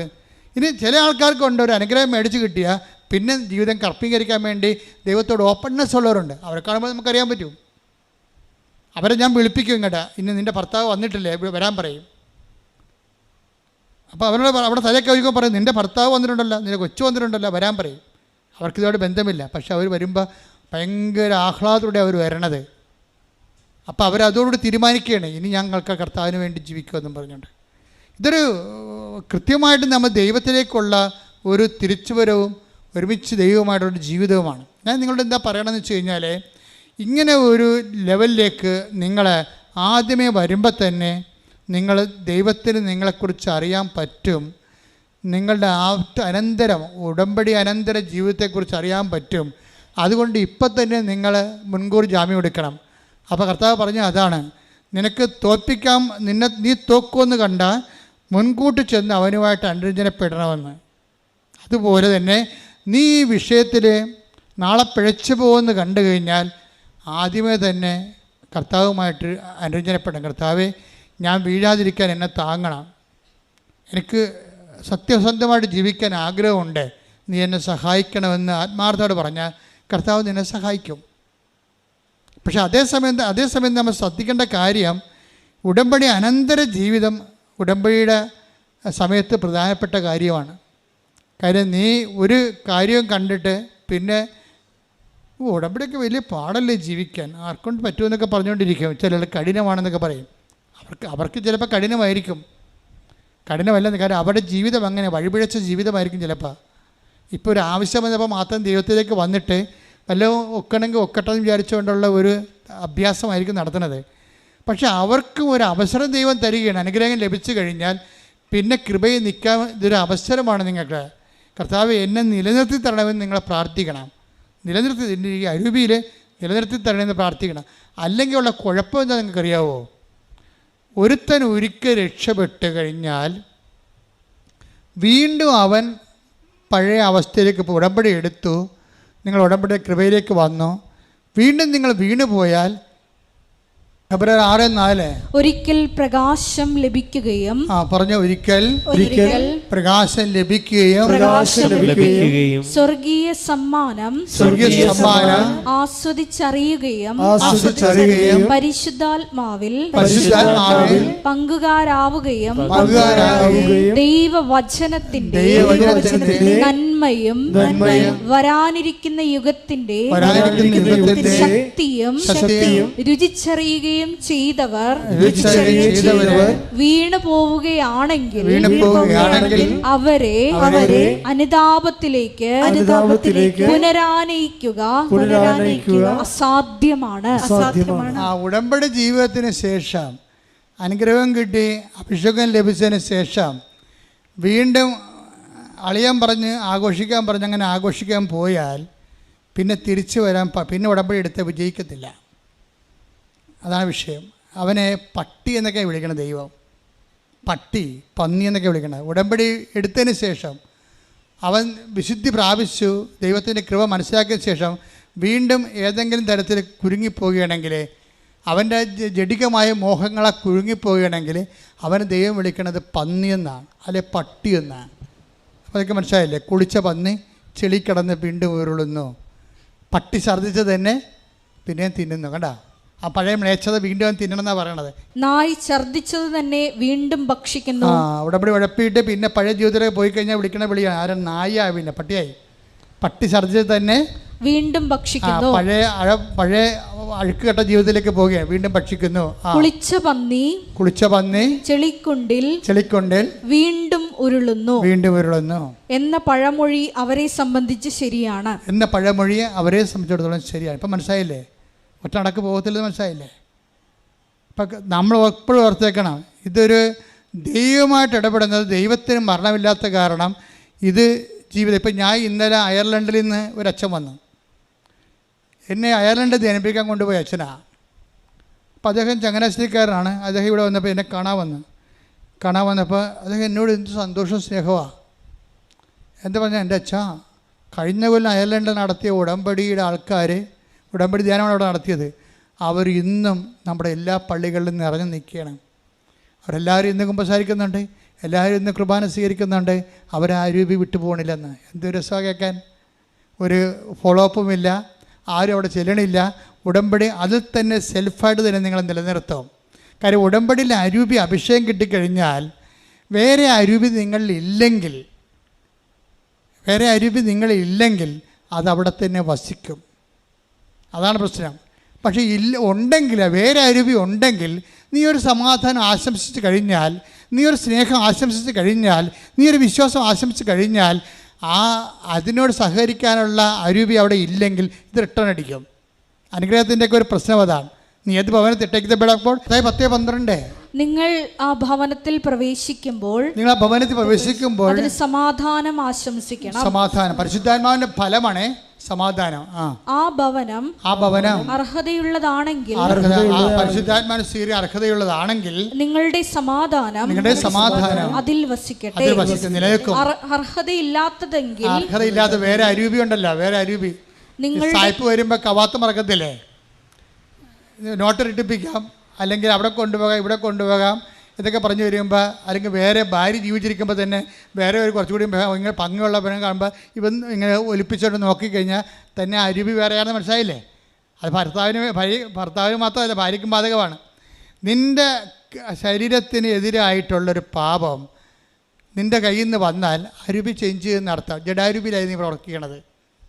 ഈ ജഡാരൂപി വന്നു കഴിഞ്ഞാൽ എന്ത് ചെയ്യും? പിന്നെ അവിടെ എന്ത് ചെയ്യും? റിട്ടേൺ ചെയ്യും, തിരിച്ചു പോരും. പരിശുദ്ധാത്മാവ് തിരിച്ചു പോരും. അതാണ് അതിൻ്റെ അരൂപി അവിടെ ഉണ്ടെങ്കിൽ അതവിടെ നിലനിൽക്കും. അപ്പോൾ ഈ ദൈവകൃപയിൽ നിലനിൽക്കുകയാണെങ്കിൽ നീ ഉടമ്പടി ഐശ്വര്യങ്ങൾ ഇങ്ങനെ തുടർന്നു കൊണ്ടേയിരിക്കും. നീ ദൈവകൃപയിൽ നിന്ന് വ്യതിലിച്ച് വാങ്ങിയ സാധനം തിട്ടടിക്കാം. തിട്ടടിച്ചാൽ എന്ത് ചെയ്യും? പ്രൊട്ടക്ഷൻ പോകും. പക്ഷെ അങ്ങനെ ഈ പ്രൊട്ടക്ഷൻ പോകുന്നതുകൊണ്ട് ഇത് അവസാനിക്കത്തില്ല. വൺസ് ദൈവം ഇറങ്ങിപ്പോന്നു കഴിഞ്ഞാലുള്ള കുഴപ്പം എന്താ? ദൈവം ഇറങ്ങിപ്പോന്നു കഴിഞ്ഞാൽ, ഒരു ജീവിതത്തിൽ നിന്ന് ദൈവം ഇറങ്ങിപ്പോയാൽ പിന്നെ അതിനേക്കാൾ ദൈവം ഇറങ്ങി, നമുക്കറിയാം ഭർത്താവ് ഇരിക്കേണ്ട സ്ഥലത്ത് ഭർത്താവ് ഇരുന്നില്ലെങ്കിൽ പട്ടി കയറിയിരിക്കുമെന്ന് പറഞ്ഞ പോലെ ദൈവം ഇരിക്കേണ്ട സ്ഥലത്ത് നിന്ന് ദൈവം ഇറങ്ങിപ്പോന്നാൽ പിന്നെ ആര് കയറിയിരിക്കും? പിശാച് കയറിയിരിക്കും. ക്രിസ്തു നിങ്ങളിലേക്ക് ഉണ്ടെങ്കിൽ ഈ സാധനം ഇറങ്ങി മാറി നിൽക്കും. നമുക്ക് ക്രിസ്തുവിൻ്റെ അരൂപിയോട് നമ്മൾ സഹകരിക്കുകയാണെങ്കിൽ ക്രിസ്തുവിൻ്റെ അരൂപി നിലനിന്ന് പോകും. അല്ല, നമ്മൾ സഹകരിക്കാതെ പണം കണ്ടപ്പോൾ കുറച്ചുകൂടി പണം ഉണ്ടാക്കാൻ വേണ്ടി ഏതെങ്കിലും വിസ തട്ടിപ്പൊക്കെ നടത്തി ഏജൻസി കളിച്ച് അവൻ്റെ പണം പിടുങ്ങി അവൻ സമ്പത്തിൻ്റെ പിശാചിനെ നീ വലിച്ചു കയറ്റി കഴിഞ്ഞാൽ ടക്ക് നീ സാധനം അടിച്ചു മാറ്റും. അപ്പോൾ അത് അരി മാറും. വളരെ ശ്രദ്ധിച്ച് വേണം. ദൈവത്തെ കൊണ്ട് ജീവിക്കണമെങ്കിൽ ദൈവത്തെ കൊണ്ട് തന്നെ ജീവിക്കണം. പിന്നെ പിശാചിനെ കൊണ്ട് ജീവിക്കാൻ ദൈവത്തെ കൊണ്ട് ജീവിക്കണം. പോരട്ടെ എന്നുള്ള ജഡത്തിൻ്റെ അരൂപികളുണ്ടല്ലോ, അതാണെങ്കിൽ സ്വാഭാവികമായിട്ട് അവൻ്റെ അന്ത്യസ്ഥിതി, ബൈബിൾ പറഞ്ഞതാണ്, അവൻ്റെ അന്ത്യസ്ഥിതി ആദ്യത്തേക്കാൾ മോശമായിരിക്കും എന്നാണ്. ഇപ്പൊ തന്നെ ഈശോ എന്താ പറഞ്ഞിരിക്കുന്നത്? 12:43 അശുദ്ധാത്മാവ് ഒരു മനുഷ്യനെ വിട്ടുപോകുമ്പോൾ അത് ആശ്വാസം തേടി വരണ്ട സ്ഥലങ്ങളിലൂടെ അലഞ്ഞു നടക്കുന്നു, എന്നാൽ കണ്ടെത്തുന്നില്ല. അപ്പോൾ അത് പറയുന്നു, ഞാൻ ഇറങ്ങിപ്പോന്ന എന്റെ ഭവനത്തിലേക്ക് തിരിച്ചു ചെല്ലും. പഴയ കക്ഷികളൊക്കെ തിരിച്ചു വരാൻ സാധ്യതയുണ്ടെന്ന് മനസ്സിലായില്ലേ? ഉടമ്പടി കൊണ്ട് നിങ്ങൾ ഉടമ്പടി ജീവിച്ചതിനെ പ്രതിരോധിക്കുന്നില്ലെങ്കിൽ പഴയ കക്ഷികൾ, ഇറങ്ങിപ്പോകുന്ന കക്ഷികളൊക്കെ തിരിച്ചു വരും. എന്തൊക്കെയാണത്? ആദ്യം പറഞ്ഞ കക്ഷികൾ, ജഡത്തിൻ്റെ മോഹങ്ങൾ, ആഭിചാരം, വ്യഭിചാരം, ദുഷ്ടത, പരദൂഷണം, ഈ സാധനമൊക്കെ തിരിച്ചു വരും. ഇതൊക്കെ തിരിച്ചു വന്നിട്ടുണ്ടെങ്കിൽ മനസ്സിലാക്കുക, കർത്താവ് ഇറങ്ങിപ്പോന്നു കഴിഞ്ഞു. കർത്താവ് ഇരുന്ന ചെയർ മാത്രമേ ഉള്ളൂ, ഇപ്പം ചെയർ ഇരിക്കുന്നത് മറ്റേ കക്ഷിയാണെന്ന്. അതാണ് ഉടമ്പടി ലാഗ് ചെയ്യേണ്ടതിൻ്റെ കാരണം. ഇവിടെ അധ്യാത്മിക ജീവിതം നിങ്ങൾ വിചാരിക്കുന്ന പോലെ ഈസിയുമാണ്, അതേസമയം തന്നെ കുറച്ച് ശ്രദ്ധ വേണ്ട കാര്യങ്ങളും കൂടിയാണ്. അപ്പം നിങ്ങൾ പ്രാർത്ഥിക്കേണ്ടത് എന്താണ്? അവളുടെ പ്രാർത്ഥന, സ്വാതികൃഷ്ണയുടെ പ്രാർത്ഥന ഏറ്റവും നല്ല പ്രാർത്ഥന. കർത്താവേ, എനിക്ക് കാര്യം നടന്നാലും നടന്നില്ലെങ്കിലും നമ്മൾ തമ്മിലുള്ള ബന്ധം പോകരുത്. എന്തൊരു പ്രാർത്ഥനയാണ്! സ്വർഗം ത്രസിക്കുന്ന പ്രാർത്ഥനയാണ്. അതൊരു അക്രൈസ്തയുടെ വായിന്ന് വീഴെന്ന് പറയുമ്പോൾ ഉണ്ടാകുന്ന ഒരു അഭിഷേകം എന്താ? ഒരു ഒന്നൊന്നര അഭിഷേകം ദൈവം എല്ലാവർക്കും ഓഹരിയാക്കുകയാണ് ഉടമ്പടിയിലൂടെ. കൈയടിക്കട്ടെ, ശ്രദ്ധിക്കട്ടെ. ഹല്ലേലൂയ, ഹല്ലേലൂയ, ഹല്ലേലൂയ, ഹല്ലേലൂയ, ഹല്ലേലൂയ. മഹത്വം, മഹത്വം, ആരാധന, ആരാധന.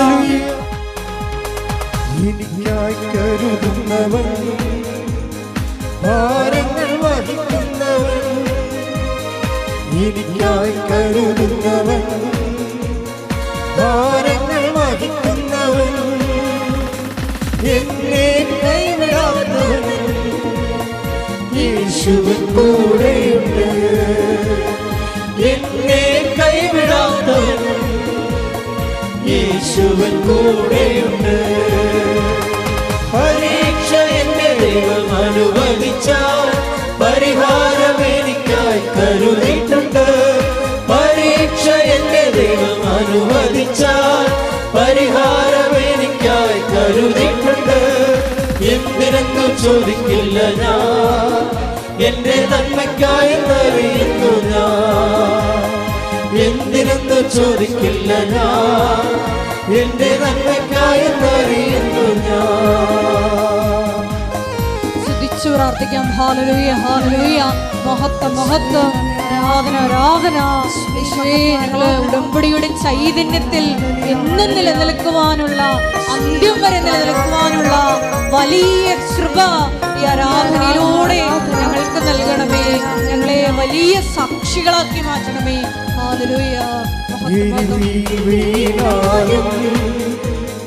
അവിടെ ഞാൻ ഏകനല്ല, ഇരുതിയിൽ വീണാലും അവിടെ ഞാൻ ഏകനല്ല, വീഴുന്നത് തീരല്ല, യേശുവിൻ കരങ്ങളിലാ, വീഴുന്നത് തീരല്ല, യേശുവിൻ കരങ്ങളിലാ.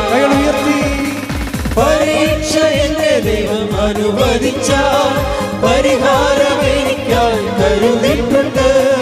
പരീക്ഷ എന്റെ ദൈവം അനുവദിച്ചാൽ പരിഹാരം എനിക്കായി കരുതിയിട്ടുണ്ട്. എന്തിനെന്നു ചോദിക്കില്ല ഞാൻ, എന്റെ നന്മയ്ക്കായെന്നറിയുന്നു ഞാൻ. എന്തിനെന്നു ചോദിക്കില്ല ഞാൻ, എന്റെ നന്മയ്ക്കായെന്നറിയുന്നു ഞാൻ. പ്രാർത്ഥിക്കാം. ഹല്ലേലൂയ, ഹല്ലേലൂയ, ഹല്ലേലൂയ. മഹത്വം, മഹത്വം. ആരാധന, ആരാധന. ദൈവികമായി ഞങ്ങൾക്ക് ലഭിച്ച എല്ലാ വെളിപ്പെടുത്തലുകളെ ഓർത്ത് ഞങ്ങൾ അങ്ങേക്ക് നന്ദി പറയുന്നു. കർത്താവേ, ഞങ്ങളുടെ ഹൃദയം എപ്പോഴും നിനക്ക് വാസയോഗ്യമായിരിക്കുവാൻ, ഉടമ്പടിയിലൂടെ ഒരുക്കപ്പെട്ട ഒരു ഭവനമായി തീരുവാൻ, ഒരു ഹൃദയമായി തീരുവാൻ ഞങ്ങൾ അഭിഷേകം ചെയ്യണമെന്ന് ഞങ്ങൾ പ്രാർത്ഥിക്കുന്നു.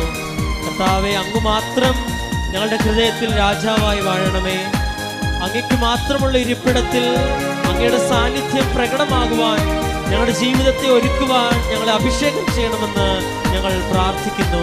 ഹല്ലേലൂയ, ഹല്ലേലൂയ. യേശുവേ, ദൈവമേനിക്കനുകൂലം അത് നന്നായി അറിയുന്നു ഞാൻ. ദൈവമേനിക്കനുകൂലം അത് നന്നായി അറിയുന്നു ഞാൻ. ദൈവമനുകൂലമെങ്കിൽ ആരെനിക്കെതിരായിടും. ദൈവമനുകൂലമെങ്കിൽ ആരെനിക്കെതിരായിടും.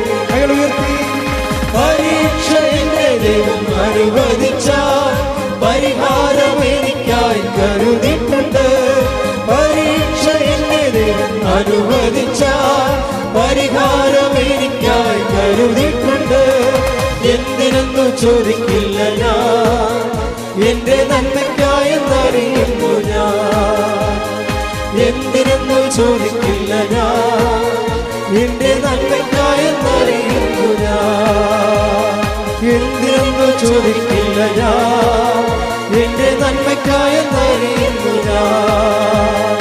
എന്തിനെന്നു ചോദിക്കില്ല ഞാൻ, എന്റെ നന്മയ്ക്കായെന്നറിയുന്നു ഞാൻ. എന്തിനെന്നു ചോദിക്കില്ല ഞാൻ, എന്റെ നന്മയ്ക്കായെന്നറിയുന്നു. യേശുവേ, ഹല്ലേലൂയ, ഹല്ലേലൂയ.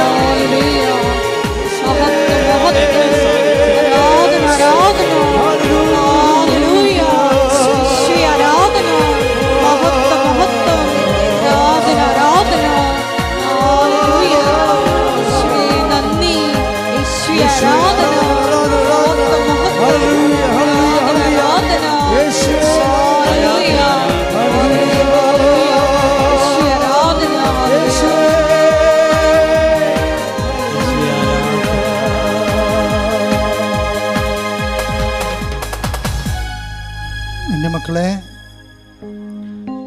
കൈകൾ നെഞ്ചത്ത്, ഇടത് കൈ നെഞ്ചത്ത്, വലത് കൈ ശിരസ്സിന് വെച്ചുകൊണ്ടാണ് നമ്മൾ പ്രാർത്ഥിക്കുന്നത്.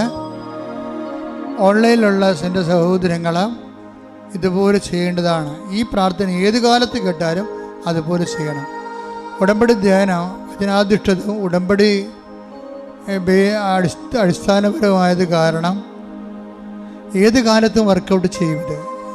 നീ അതിൽ വിശ്വാസവും ദൈവസ്നേഹവും അർപ്പിച്ചാൽ മതി. രോഗങ്ങളുടെ മേലും ജീവിത പ്രാരാബ്ധങ്ങളുടെ മേലും സമാശ്വാസം പ്രാപിക്കാനുള്ള പ്രാർത്ഥനയുടെ സമയമാണ്. എല്ലാവരും സ്തുതിക്കട്ടെ, ഇടിമുഴക്കം പോലെ സ്തുതിക്കട്ടെ. ഹല്ലേലൂയ. കർത്താവിന്റെ ഉന്നതമായ നാമത്തിന് സ്തോത്രം ചെയ്യുന്നു. കർത്താവെ നിന്റെ വിശുദ്ധ പൗരോഹിത്യത്തെ മഹത്വപ്പെടുത്തണമേ.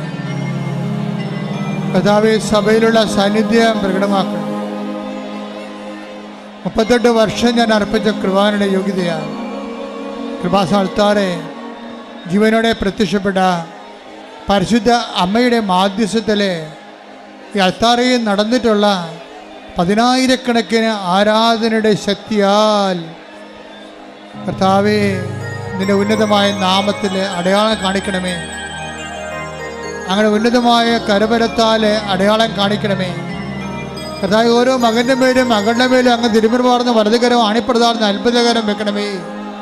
അപ്പാ അങ്ങ് പുത്രനെ യേശുക്രിസ്തു നാമത്തിൽ അടയാളം കാണിക്കണമേ.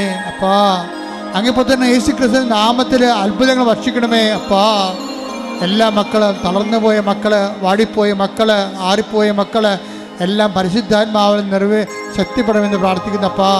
കർത്താവിൻ്റെ ശക്തി ഇടിമുഴക്കം പോലെ, അടുപ്പിട പോലെ ഓരോ മകൻ്റെ മേലും ഓരോ മകളുടെ മേലും പതിക്കട്ടെ. എല്ലാ ഉച്ചുമുതൽ ഉള്ളംകാൽ വരെ കർത്താവിൻ്റെ രക്തം പടരട്ടെ. ഉച്ചുമുതൽ ഉള്ളംകാൽ വരെ കർത്താവിൻ്റെ രക്തം പടരട്ടെ. എല്ലാ കോശങ്ങളിലും, എല്ലാ പേശികളിലും, എല്ലാ ആന്തരിക അവയവങ്ങളിലും കർത്താവിൻ്റെ രക്തം പടരട്ടെ. വാതരോഗങ്ങൾ, PCOD രോഗങ്ങൾ, പിസ്റ്റുല രോഗങ്ങൾ, തൈറോയ്ഡ് രോഗങ്ങൾ, പ്രോസ്റ്റേറ്റ് രോഗങ്ങൾ, ഗർഭാശയ രോഗങ്ങൾ, ആമാശയ രോഗങ്ങൾ, കരരോഗങ്ങൾ, കിഡ്നി രോഗങ്ങൾ, ക്യാൻസർ രോഗങ്ങൾ, എപ്പിലെപ്സി രോഗങ്ങൾ, ഓട്ടിസം രോഗങ്ങൾ യേശു ക്രിസ്തുവിൻ്റെ ഉന്നതമായ നാമത്തിൽ മാറിപ്പോകട്ടെ. ശ്രുതികട്ടെ, ശ്രുതികട്ടെ.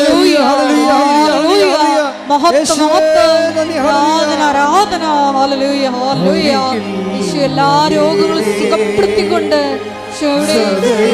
നാമത്തെ ആരാധനയിലൂടെ വീണ്ടും വീണ്ടും മഹത്വപ്പെടുത്തണമേ. ഒരുമിച്ച് സദയം തുടരണേ സുഖമായി എൻ്റെ ഉള്ളം. കൈകൾ കൂപ്പുക. മക്കളില്ലാത്ത ദമ്പതികൾക്ക് വേണ്ടി പ്രാർത്ഥിക്കാൻ പോകുന്ന,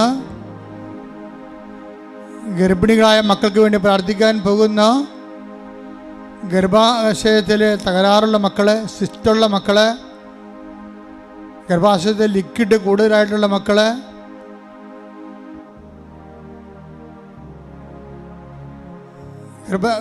ഗർഭസംബന്ധമായ അരിഷ്ടതകളിലൂടെ പോകുന്നവരെ,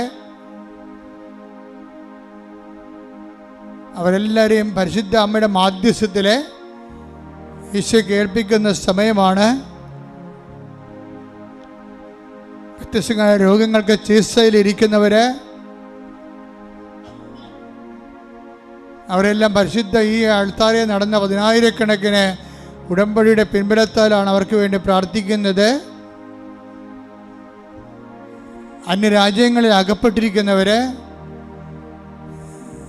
വിസ നഷ്ടപ്പെട്ടവരെ, കയറിപ്പോരേണ്ടി വരണവരെ, കേസിൽ അകപ്പെട്ടിരിക്കുന്നവരെ, ജപ്തി നടപടിക്കാർ, സ്ഥലം വിൽക്കാൻ ആഗ്രഹിക്കുന്നവരെ, ഭവനരഹിതരെ, കുടുംബ കോടതിയിൽ കേസുമായിട്ടിരിക്കുന്നവരെ, പിരിഞ്ഞു പോകുന്നവരെ, തിരിച്ചു വരാൻ ആഗ്രഹിക്കുന്നവരെ, വിവാഹത്തിലുണ്ടാകുന്ന എല്ലാ തടസ്സങ്ങളിലും വിഷമിക്കുന്നവരെ എല്ലാവരും സമർപ്പിച്ചുകൊണ്ട് പ്രാർത്ഥിക്കുന്ന സമയമാണ്.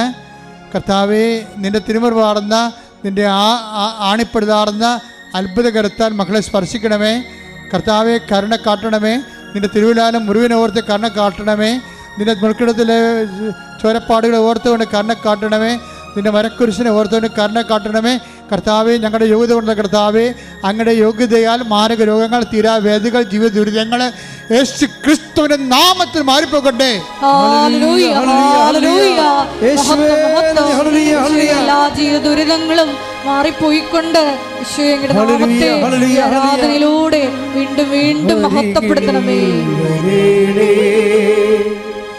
സദയം തുടരണേ സുഖമായിടും എൻ്റെ ഉള്ളം.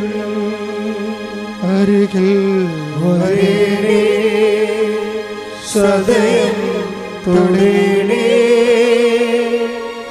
സുഖമായിടും എൻ്റെ ഉള്ളം.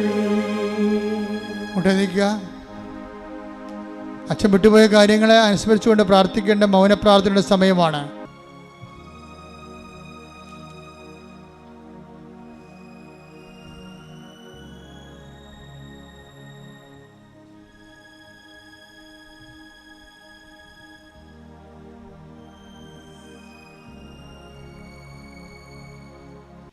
ആശീർവാദം. ഒരിക്കൽ കൂടി മരിയൻ ഉടമ്പടിയിൽ സമർപ്പിച്ചിരിക്കുന്ന എല്ലാ വിഷയങ്ങളും ദൈവമാതാവിൻ്റെ മധ്യസ്ഥയിൽ ദിവ്യകാരുണ്യ സന്നിധിയിൽ സമർപ്പിച്ച് നമുക്കൊരു നിമിഷം മൗനമായിട്ട് പ്രാർത്ഥിക്കാം. ഈശോയെ, ഞങ്ങൾക്ക് കിട്ടിയ ജീവിത അനുഭവങ്ങൾ, ജീവിത സാക്ഷ്യങ്ങൾ മറ്റുള്ളവരുമായി പങ്കുവെച്ചുകൊണ്ട് അന്ത്യം വരെയും വിശ്വസ്തതയിൽ നിലനിൽക്കുവാനുള്ള വലിയ കൃപ ഞങ്ങൾക്ക് നൽകണമേ എന്ന് പ്രാർത്ഥിക്കുന്നു. സാക്ഷ്യ ജീവിതവും പ്രേക്ഷിത പ്രവർത്തനവുമെല്ലാം ഈശോയെ ഞങ്ങളുടെ സമ്പത്ത് പങ്കുവെക്കുന്നതിനേക്കാൾ അപ്പുറം ഞങ്ങൾക്കുള്ള കഴിവുകളും സമയങ്ങളും അത് ആവശ്യമുള്ളവരുമായിട്ട് പങ്കുവെക്കുക എന്നതുകൂടിയാണെന്നുള്ള വലിയ വചന വിചിന്തനത്തിന് ഞങ്ങൾ നന്ദി പറയുന്നു.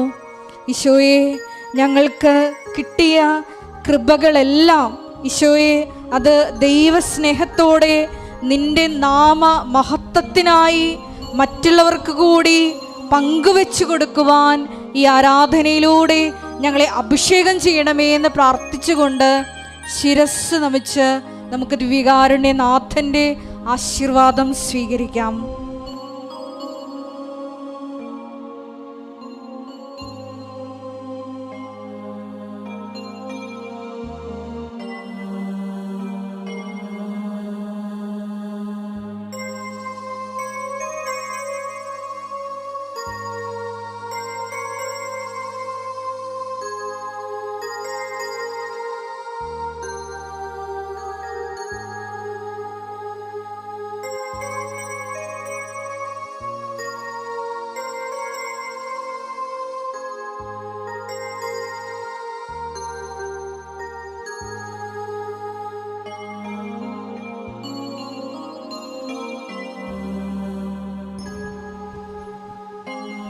പരിശുദ്ധ പരമമാ ദിവ്യകാരുണ്യമേ,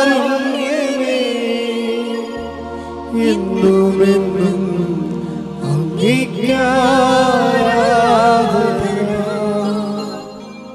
പരിശുദ്ധ പരമമാ ദിവ്യകാരുണ്യമേ, എന്നുമെന്നും